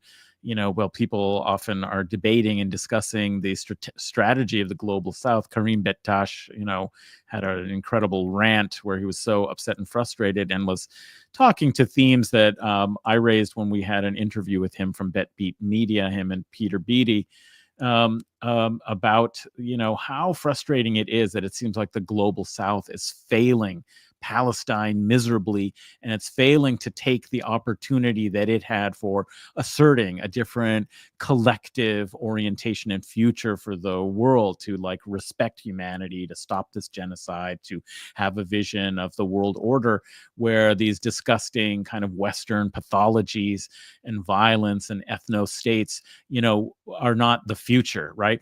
And so he was like so upset, like, why doesn't China do more? Why didn't, this is the opportunity. Why aren't more countries kind of coming together to put a stop to this? And like the other side of it is the boiling a frog, that the Cradle talked about. And we saw good friends at Resistance is Fertile discussing this on one of their most recent shows. Is they talked about it as how do you boil a psychopathic frog? With nukes.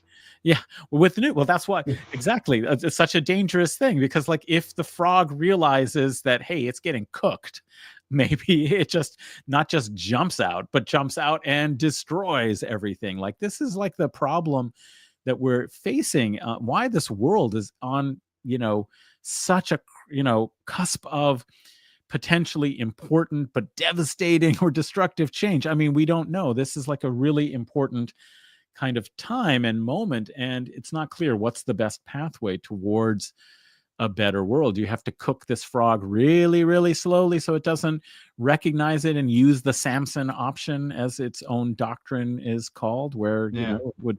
And the same with the elites, but not even the elites of the because I think the elites fantasize, like Elon Musk and people, that they're just going to have an Elysium option, which is that movie, I don't know, maybe a decade and a half ago or whatever, by that South African. They live on a ring outside the planet, and they're just exactly. like looking down on all the plebes. Right.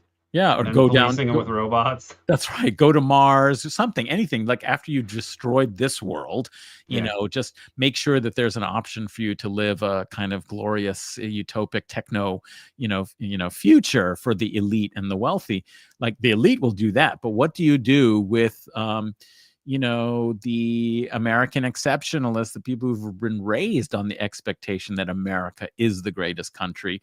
MAGA came together to put forward Trump because he was going to make America great again. And when he can't or won't, what does that look like? I mean, we're seeing it now with and I don't think it was like the war, attacks on Iran, these other things. Of course, there were some people who raised questions about it.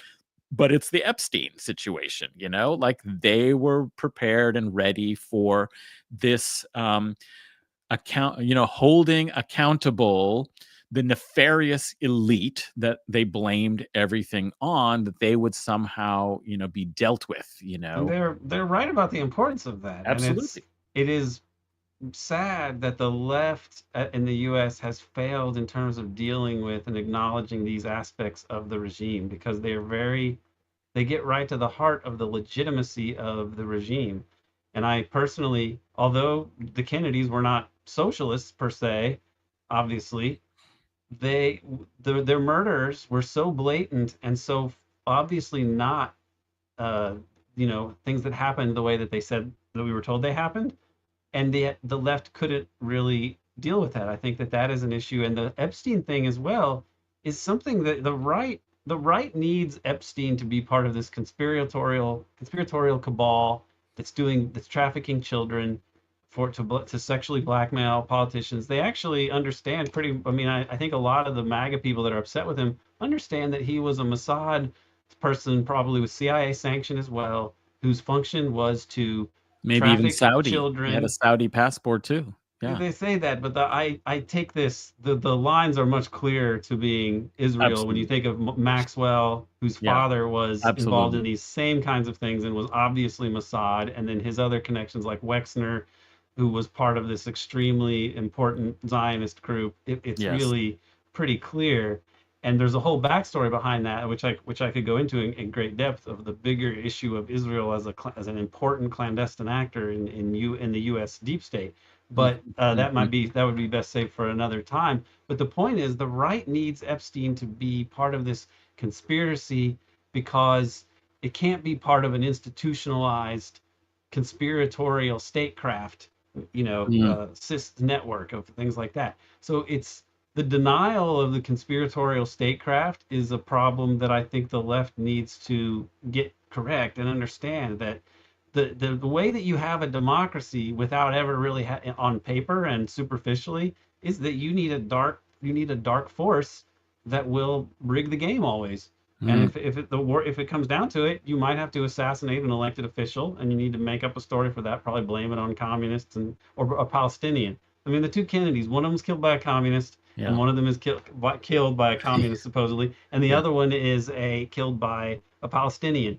And yet both of them were standing in the wrong direction when you look at where the bullets went, and it's very obvious. It doesn't take very long to explain it all, and yet we can't deal with it. And Epstein and Ghislaine Maxwell was trafficking children, but apparently to no one, because there's no one that's named. It doesn't make any sense. Everyone understands what it is.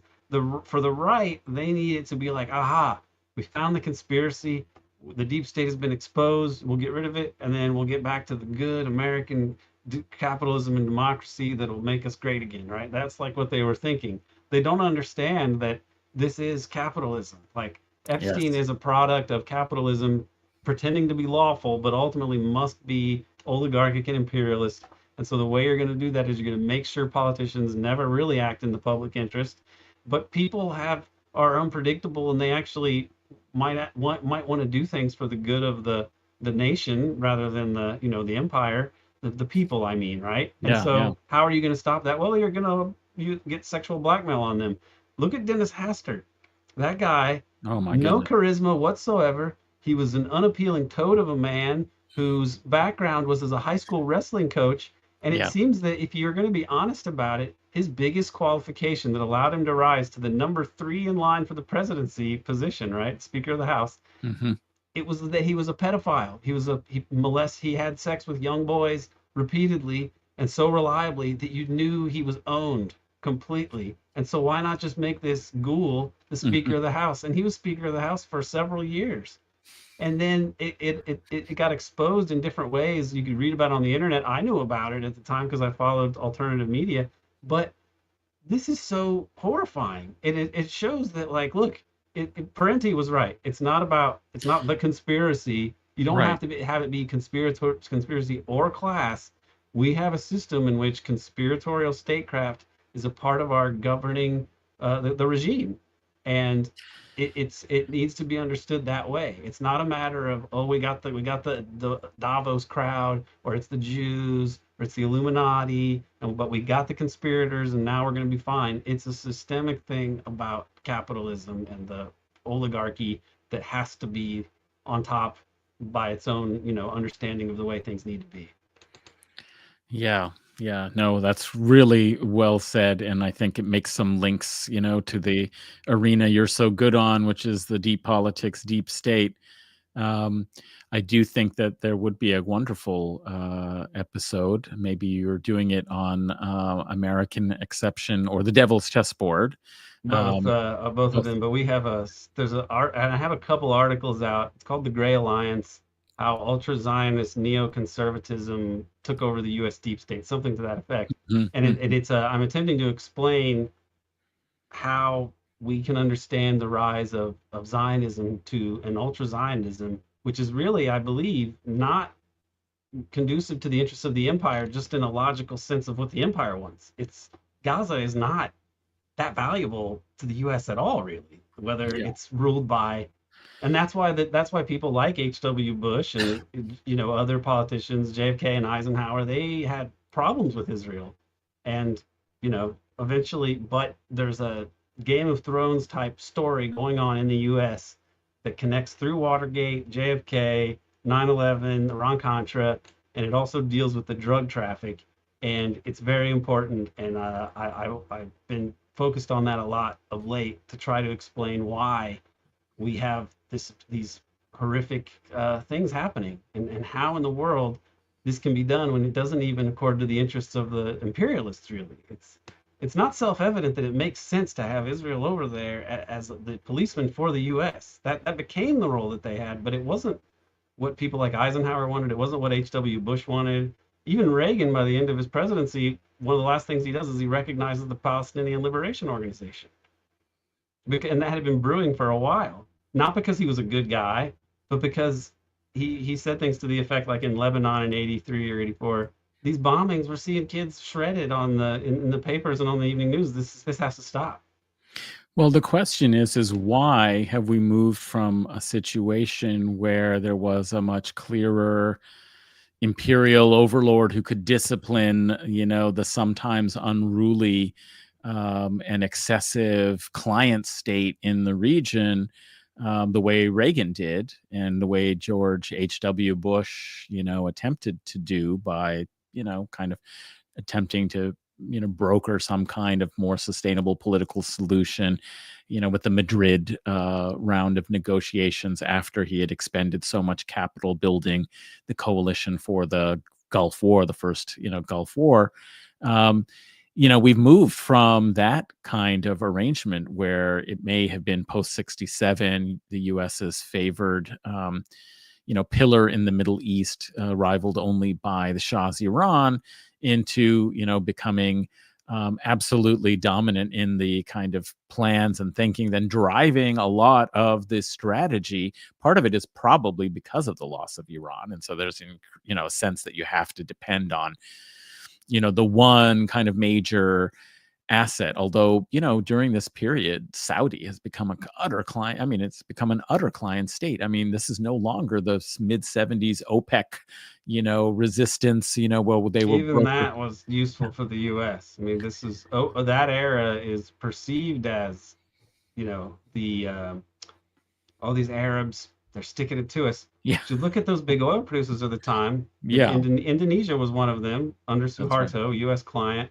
The Saudis, which are U.S. clients, and then the Iranians. Those were the big oil producer, which was the Shah, which was a puppet. And what was the effect of the 70s oil crises? It solved the problem of the U.S., which had a dollar overhang problem. The Bretton Woods system required the U.S. to redeem its balance of payments deficits with gold, right, which was $35 dollars to the ounce. And this was going to drain the treasury completely. But the oil crisis sucks all that money to U.S. client states who put all that money into the U.S. financial system, and it solves that problem. So our own history is very obscure to most people, and we've been living in this. All the money and power after World War II that the U.S. had by virtue of the fact it was so industrially dominant, had the only productive economy because everybody else was damaged by the war, and we're the leaders in technology. We had a monopoly on the bomb. We had over half the world's gold supply. This is more power than any country's ever had in human history vis-a-vis the rest of the world in relative and in absolute terms at that point. And it allowed us to create an illusion and a mythology and a sort of pipe dream that we've been living in as a population, where we are so divorced from reality and the true nature of our own system that we can't find our way out of this mess that we are in. Yeah. No, that's true. And of course, there are also, when we think of the oil industry, we also have to remember, as a great book by Brandon Wolfe Honeycutt about the U.S. And oil companies and Iraq and derailing like Iraq's development. This is, of course, in the 1950s and 60s. The paranoid style of that's right, of geopolitics or something like that. I remember what it was called. That's right, the paranoid style of American diplomacy, maybe. Diplomacy, I think it might have been. A great kind of title, of course, referring to the Douglas Hofstadter, essay, The Paranoid Style in American. What was it? American Politics, I think it was. That's right.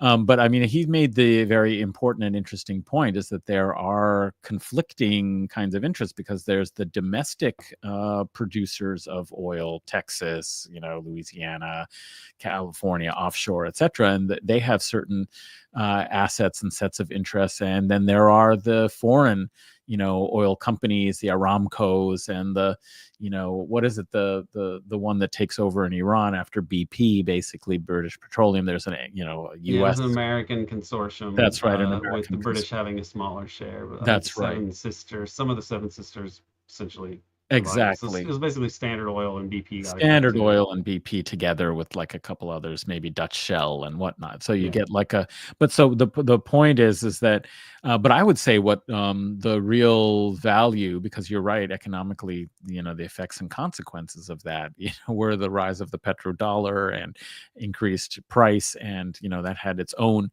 benefits and consequences, but it might have been geostrategic kind of control over this kind of key commodity that the U.S.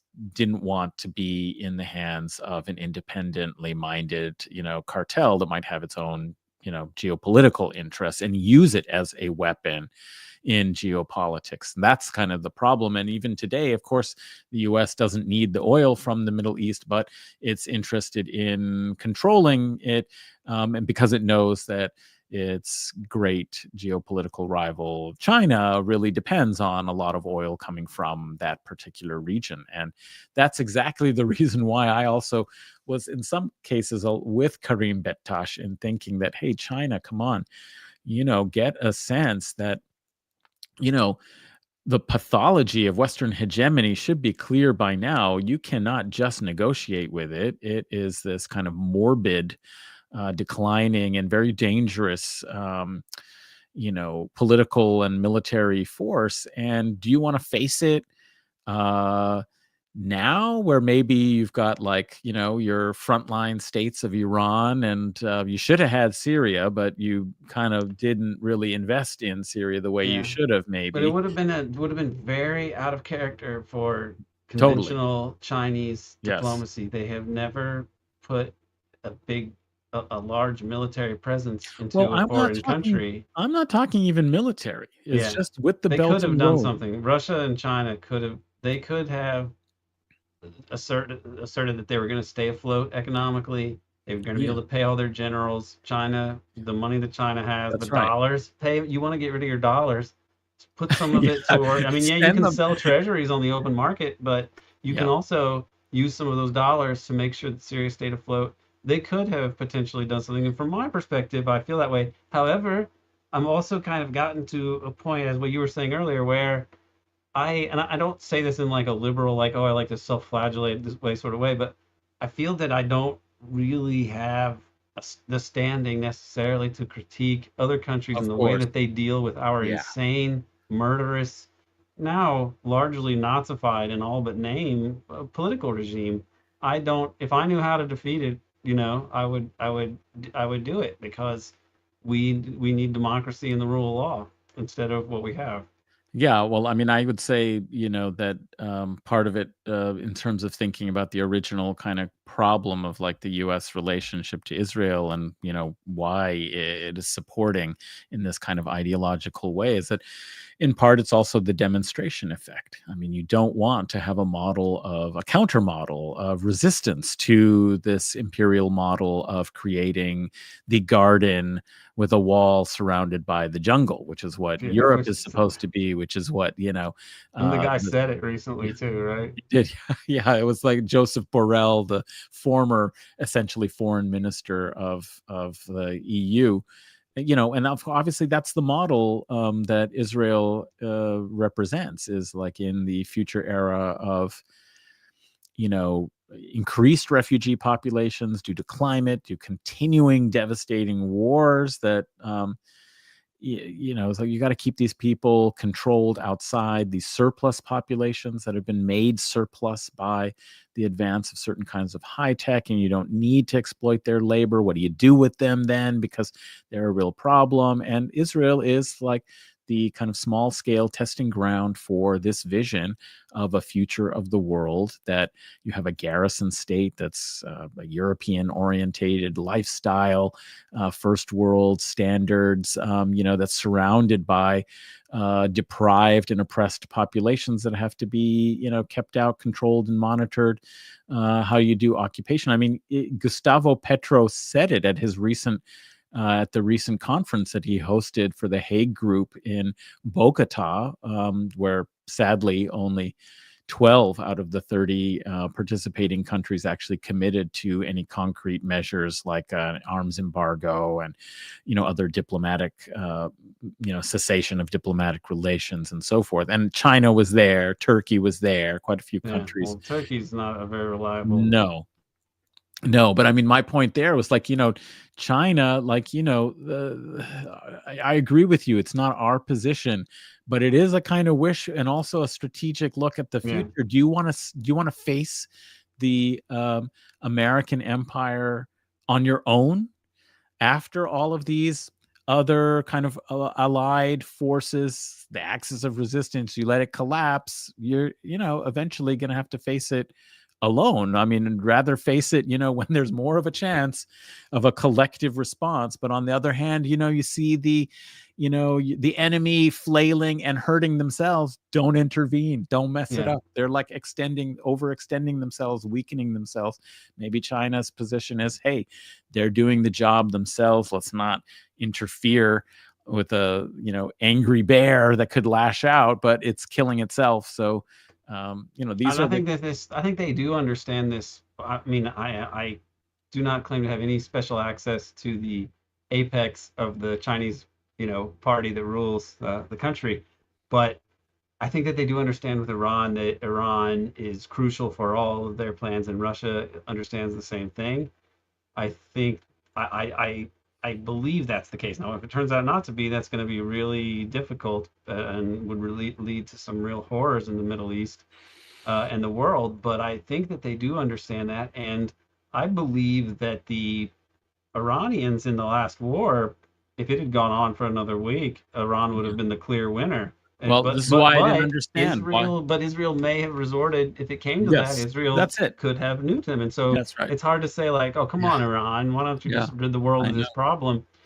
There are huge problems. The fact that they were able to steal the nuclear weapon, essentially, that's an important issue. And by the way, here's something interesting about that might give you a little window into like the nature of Israel's dominance in the U.S. And Zionism is something that makes it impossible to say in a dyadic way, okay, is it Israel or is it the U.S. that's in charge? Okay, there's an oligarchy, and it sort of spans, different countries. Zionism and Zionist oligarchs are significant. So one of the Zionist American oligarchs who was responsible for financing and organizing all the schemes that led to the bomb was the Morgenthau family, Morgenthau.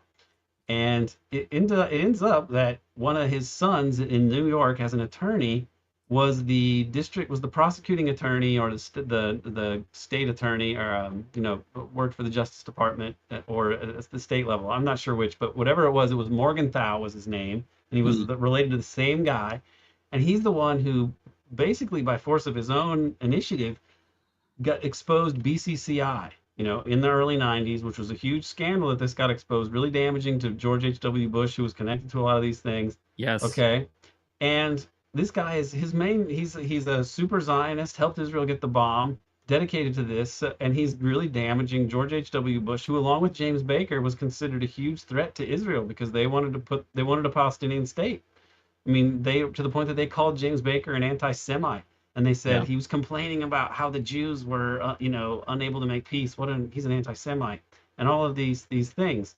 So part of what happens to H.W. Bush is the exposure of a lot of things, a lot of scandals, and I believe that it was Zionists who were responsible for that, including Morgenthau trying to expose BCCI.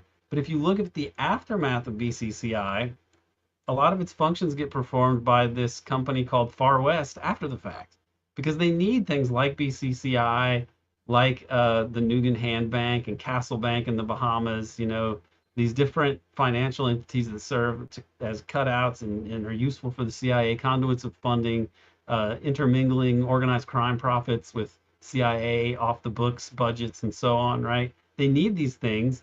So I believe that this guy exposed this in part to damage the U.S.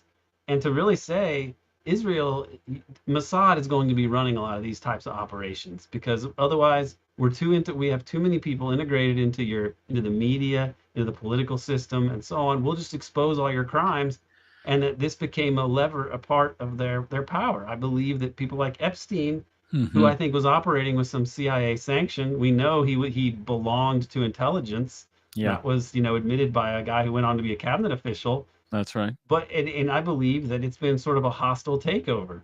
Part of the way that they have become so powerful is they have used their power within the U.S. and their collaboration within the national security state and organized crime, because Meyer Lansky, the one time the U.S. went after him, finally, the biggest criminal of the 20th century, and he flees to Israel as soon as the U.S. finally indicts him. And he doesn't come back until Watergate's erupted. And Watergate seems very much connected to these drug intrigues, right?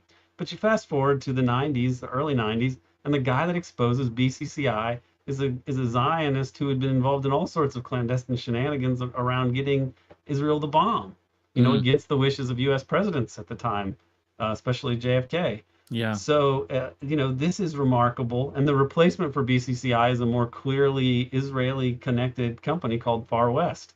And they're involved in all sorts of mischief and criminality in the 90s. So this is something that it does not conform to the standard Western academic ways of thinking about foreign policy. Because part of it is you got to accept the fact, or you got to acknowledge, or people need to understand the Western oligarchs have essentially, the national crime syndicate was, as much as anything, a monopoly on the international drug traffic. And it was managed by Meyer Lansky, who was a Mossad asset, and who was one of the main people behind getting them the weapons in 1948, for example, along with Jimmy Hoffa, who also helped in that effort. This was the National Crime Syndicate, and RFK was really the only person to ever go after Hoffa in those Vegas casinos when he was Attorney General, and nobody else ever did after that. And it wasn't until Lansky was never wiretapped, nor Traficante, the biggest drug dealers of the whole time. So we don't even understand how mobbed up the national security state is. And all along, Lansky was protected by the head of the FBI, J. Edgar Hoover. People say it was because he had blackmail photos on him, but who knows? They were politically aligned anyway. Also by the head of the Federal Bureau of Narcotics, this guy named Harry Anslinger ran that for decades. They wouldn't go after Lansky. And Lansky was given the Medal of Freedom in Mm, 1945 by Harry Truman in a secret ceremony. amazing. I mean, it's we don't know, we don't understand this, but the impact it's had, it's probably transformed the nature of the oligarchy in some ways, because it's enormous sums of money, not just the Teamster pension funds, which they had access to build up Vegas, but as a money laundering center for the international drug traffic.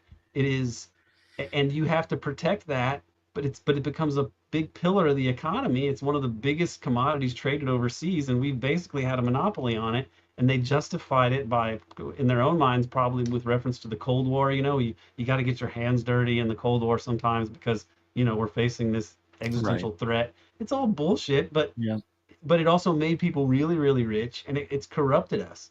And I Yes. think that's a big part of it, that they are so subject to blackmail because this enterprise, the U.S. empire, especially after World War II, is involved in crimes on a scale that defy understanding. Yeah. Blackmail and easy money. I mean, Yeah. these are,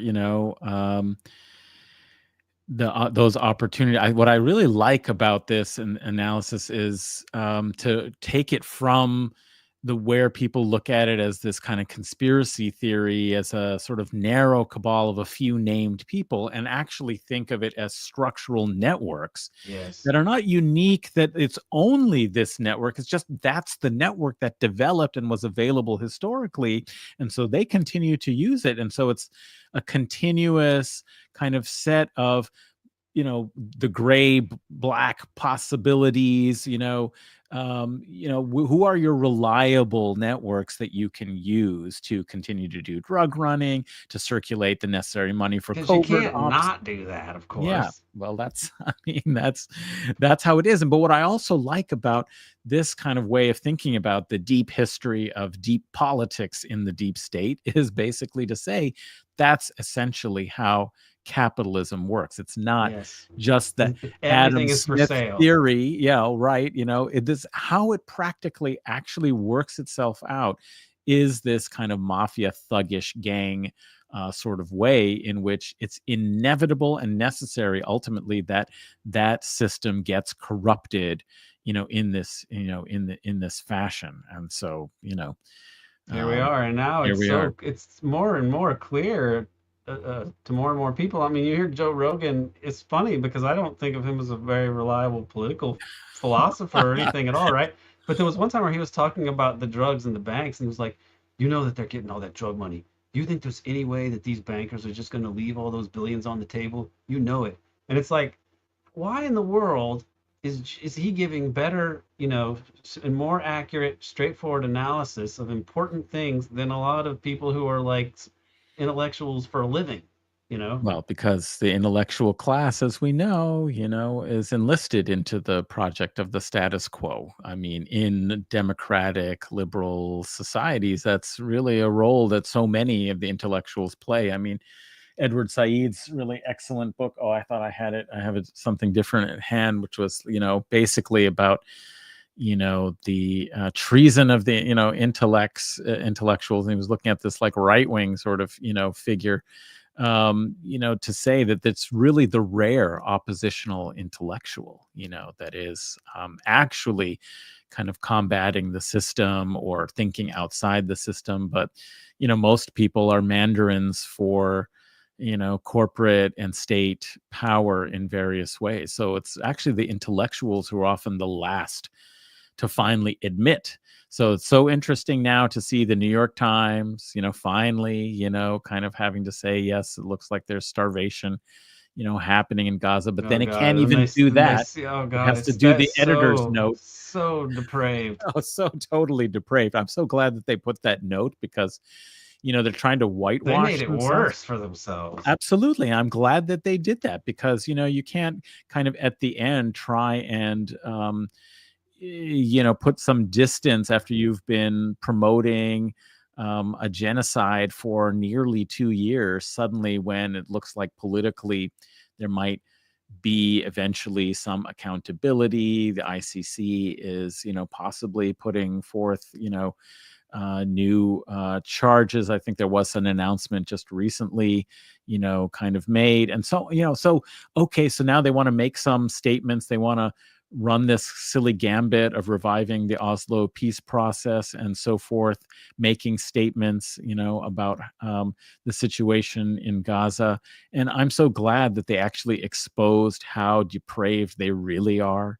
By putting in that editor's note, because there are some people who might be fooled by like, oh, well, I guess, yeah, the New York Times did discuss, that like there's starvation happening in Gaza. And it's like, well, they had that a little addendum of actually he had a pre-existing condition. Yeah. I mean, that is just unbelievable, even by the standards of the West, which to me are, pretty low. Yeah, can't get any lower until you find. Oh, actually, they can get lower until they do. Oh my God, yeah. Well, we've been going on for quite a while. We were sort of thinking 5 to 7, and I was, hoping that Aaron could come at least till like 6:30 or so, and then let him get back to his family on 6:30. Yeah, right. But I mean, keep you guessing.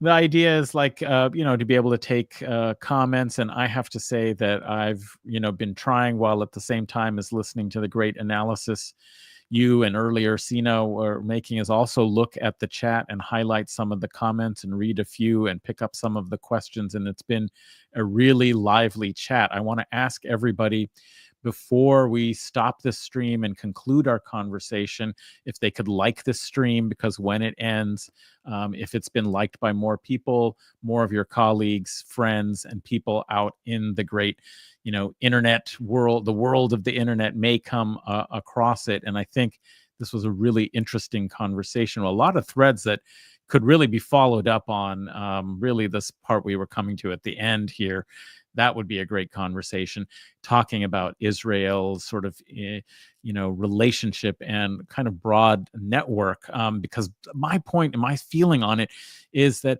talking about the lobby versus whether they're just a kind of client state of empire kind of misses the point that there are so many networks that intersect and integrate them, that it's really the peoples are separate, but there's a whole network of governance in the intelligence services and the foreign policy establishment and the corporate kind of elites and the, you name it. It's like you're talking about a Zio-American kind of ruling class that is very hard to distinguish, and that has emerged more and more since the Reagan era that we're talking about. Of course, it has all those deep roots that you were talking about, but I think it's even with the new high-tech industries and so forth has really ramped up, and that what has happened is that Israel has become a kind of model of the same kind of the way the United States' economy is increasingly being structured. It distills this kind of future kind of model with that, and as a testing and development ground for the techniques, and the organization of life that is meant to be a kind of model for the world. And that's why it's so deeply concerning, and why we have to oppose it, and we have to fight against it here and wherever. But I want to thank so many great comments. Please like this video. Maybe you can share the stream, share it with people, subscribe to the channel. This is a new channel, as I've mentioned. I used to do the Majlis podcast, which was sponsored by my university through the Muslim Society's Global Perspective Project that I was directing. But when we invited Francesca Albanese to come and give a talk at our university, and I, with her permission and the organizers' permissions, wanted to record it and videotape it so that it could be on the Majlis and available for students and for the general public. I was prevented from doing so because they threatened to stop the talk, prevent the talk from taking place if I made it available and recorded it. So at that point, I knew I had to go, and if I wanted to be talking about these kinds of histories, these kinds of ideas, and with colleagues and friends like Aaron and Sina about these important topics that we have to be discussing, I'd have to do it on my own channel. And so if you can support it in that way by spreading it to others, that would be great. If you can support it financially, I'd rather you give the money to people in Gaza if you can. If you have extra and you want to help defray some of the costs of production and the platform, and having Sina as a professional producer editing most of these videos and things, then you can go to patreon.com/Adnan Husain or buymeacoffee.com/Adnan Husain. But really, if you do so, you're doing it just to kind of make it free and available for everybody, because that's the goal. Aaron, do you have anything that you'd like to tell people about where they can find more of your work and follow up on some of these wonderful conversations about the deep state and deep politics? Where should they go? Well, if people do like the podcast format, the American Exception at Patreon, so American Exception, Patreon/American Exception, I think is what it is. But just Google them, or do a web search on American Exception Patreon, and that's the best way to find me. And we've got like 300 episodes or so, and a whole lot of deep dives into different episodes. But I don't really make a fetish of like wanting to explore all of these strange episodes. I really try to tie them to the historical significance of the bigger system. So it's not like a kind of true crime sort of conspiracy angle, like, ooh, let's look at the conspiracy and all these sus individuals and so on. It's really an attempt to look at this in a serious historic and academic way that I've put out there, because I have a doctorate in political science, but there's no place in the academy for this kind of analysis. So I was sort of forced to become a podcaster, took a pay cut from my high school teaching job that I was, working at the time. But I think my politics didn't make that a good fit either, ultimately. So I'm here making podcasts, and we do have a documentary film coming out, a 3-part one, where I explain a lot of the things that I wrote about in my dissertation, and then include some of the research I've done since then. One of the things I've been focusing on since then is really coming to grips with the role of Zionism in this whole affair, because I sort of stopped the history part of my dissertation in the book, American Exception, Empire, and the Deep State. I stop it at the Reagan's victory. And that is a lot happened since then, and things I didn't understand really. I left it in the book. I say I'm not quite sure of how to characterize Israel and so on. The strict client patron thing doesn't quite work, but I don't really know. Well, I've done a lot of research since then, and just to your point about this is maybe more getting in the weeds instead of just promoting my own material, but it's so fascinating to me, I want to mention it. when we look at the birthright tours in the United States, the two people most behind them financially are the Adelson family and the Bronfman family. And both of those families connect to Lansky. Adelson made, all his money bootlegging with Meyer Lansky back during Prohibition, and so that became a fortune. And then Adelson runs the Sands Casino, which was originally a Lansky joint, and that's where they get all the money to give to those Republican causes. Miriam Adelson gives to Trump, $100 million for moving the embassy to Jerusalem and or recognizing a potential annexation of the West Bank. It really is this criminal entity that you can't just define as being Israeli or American. It's a criminal enterprise, and it's part of the bigger criminal enterprise that we can call imperial capitalism. That's the bigger issue. That's what's driving this whole thing. But there's a particular story of specific actors involved in the Zionist aspect of this that are really amazing and insane and kind of unbelievable. And it is this Game of Thrones story. And they won in part, maybe in part because they were the craziest in a sense. I think they were able to get more power than they ever really should have. And that's been a big part of the story. So for all those people that want to accuse others of denying the agency of people, I just say, let's not deny the agency of these Zionist organized crime connected oligarchs, because they have played a big role in the sort of darker part of our history that is kept from us. And it doesn't have anything to do with Judaism as a religion or the Torah or anything like that. It's really a story of imperial capitalism and the oligarchic jockeying for power and dominance within them. And it's brought us to this sad point. And so these are the things I'm trying to explore to illuminate this and hopefully contribute to some bigger conversation about how we got to be here and what we might do differently. Because it's an insane situation that's soul crushing, and yet I feel that talking about it is the only thing that gives me any sort of solace about the fact that we can have conversations about it and that we can explain, at least try to explain what's happening to us. This is important. So I appreciate the platform, and I've really enjoyed the conversation. Apologies again for being late, but we stuck around for a while, so I think it all worked out. So thank you again. Absolutely, and I hope we'll have you on again and benefit. But everyone should go check out the new documentary that's coming out. Check out the podcast. Get the book, American Exception. Empire and the Deep State, and I'm really excited about this new direction and trying to tease out. It's so relevant to thinking about the world today, but also that positive note that you mentioned, that we need to understand this if we're to think differently and to come up with a different kind of vision for the world. And so I do want to, before we close the stream, just quote the Gustavo Petro speech that I mentioned that he gave to the Hague Group, where he said, "Gaza is an experiment by the mega rich trying to show all the peoples of the world," so that demonstration effect, trying to show all the peoples of the world how it will respond to a rebellion of humanity.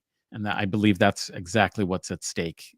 Somebody put in the chat, that it's not just they might leave the earth, but it's also the transhuman. Like the basic humanity is at risk, at stake, here. Do we value actually the human? And his conclusion, they plan to bomb us all. Those of us, at least in the South, but will end up, as in Guernica, bombing themselves with foreign weapons. And that prospect of barbarism kills multilateralism for nations to meet, kills the idea of a global democracy, kills the whole international institution system. I've asked for a meeting with the US government, and there was not even an answer because they don't want to meet with us from the Caribbean and Latin America. Some are afraid of the threat, and others of us have become accustomed to it and are no longer afraid of it. And history has been like that among our peoples, histories of rebellions and of barbarism, and we are living the possibility of barbarism right now, but also the dialectic of the possibility of a different humanity, which can love and think globally. And we survive because the other form of help besides that of the heart is actually thinking. I'll just conclude. We live among ghosts because capitalism is a ghost, and sometimes we believe a tale of ghosts. And he asks us not to believe in it anymore. So with that, I think a good way to close, let's think about what a different way of loving and thinking globally, a different vision for humanity, a rogue history, as Ann Lee put in the chat. I want to thank Aaron again for joining me, and all of you for coming to and bringing your thoughts and ideas. In the chat. It's been wonderful. And this is going to be a continuing series. Look out. The next one that's coming up is a week from today, same time, same place, same channel. And I'll be doing a Q&A with my colleague, Dr. Ariel Salzman, as a conclusion to the 7-part series, Palestine and the World: History in a Time of Genocide. It's available now on the channel as a playlist. We've just recorded an eighth episode updating. The last 8 months since we recorded the 7th. That'll be coming out next week, and we'll have a follow-up for your questions, your comments, with a scholar who studies and teaches the modern Middle East about Palestine and the world. So I look forward to seeing you there next Friday, 5 to 7, for office hours with Prof. Adnan Husain. The Radical Academy is open. Now we have to close. Thanks again, everyone. See you soon. Solidarity and peace to you all.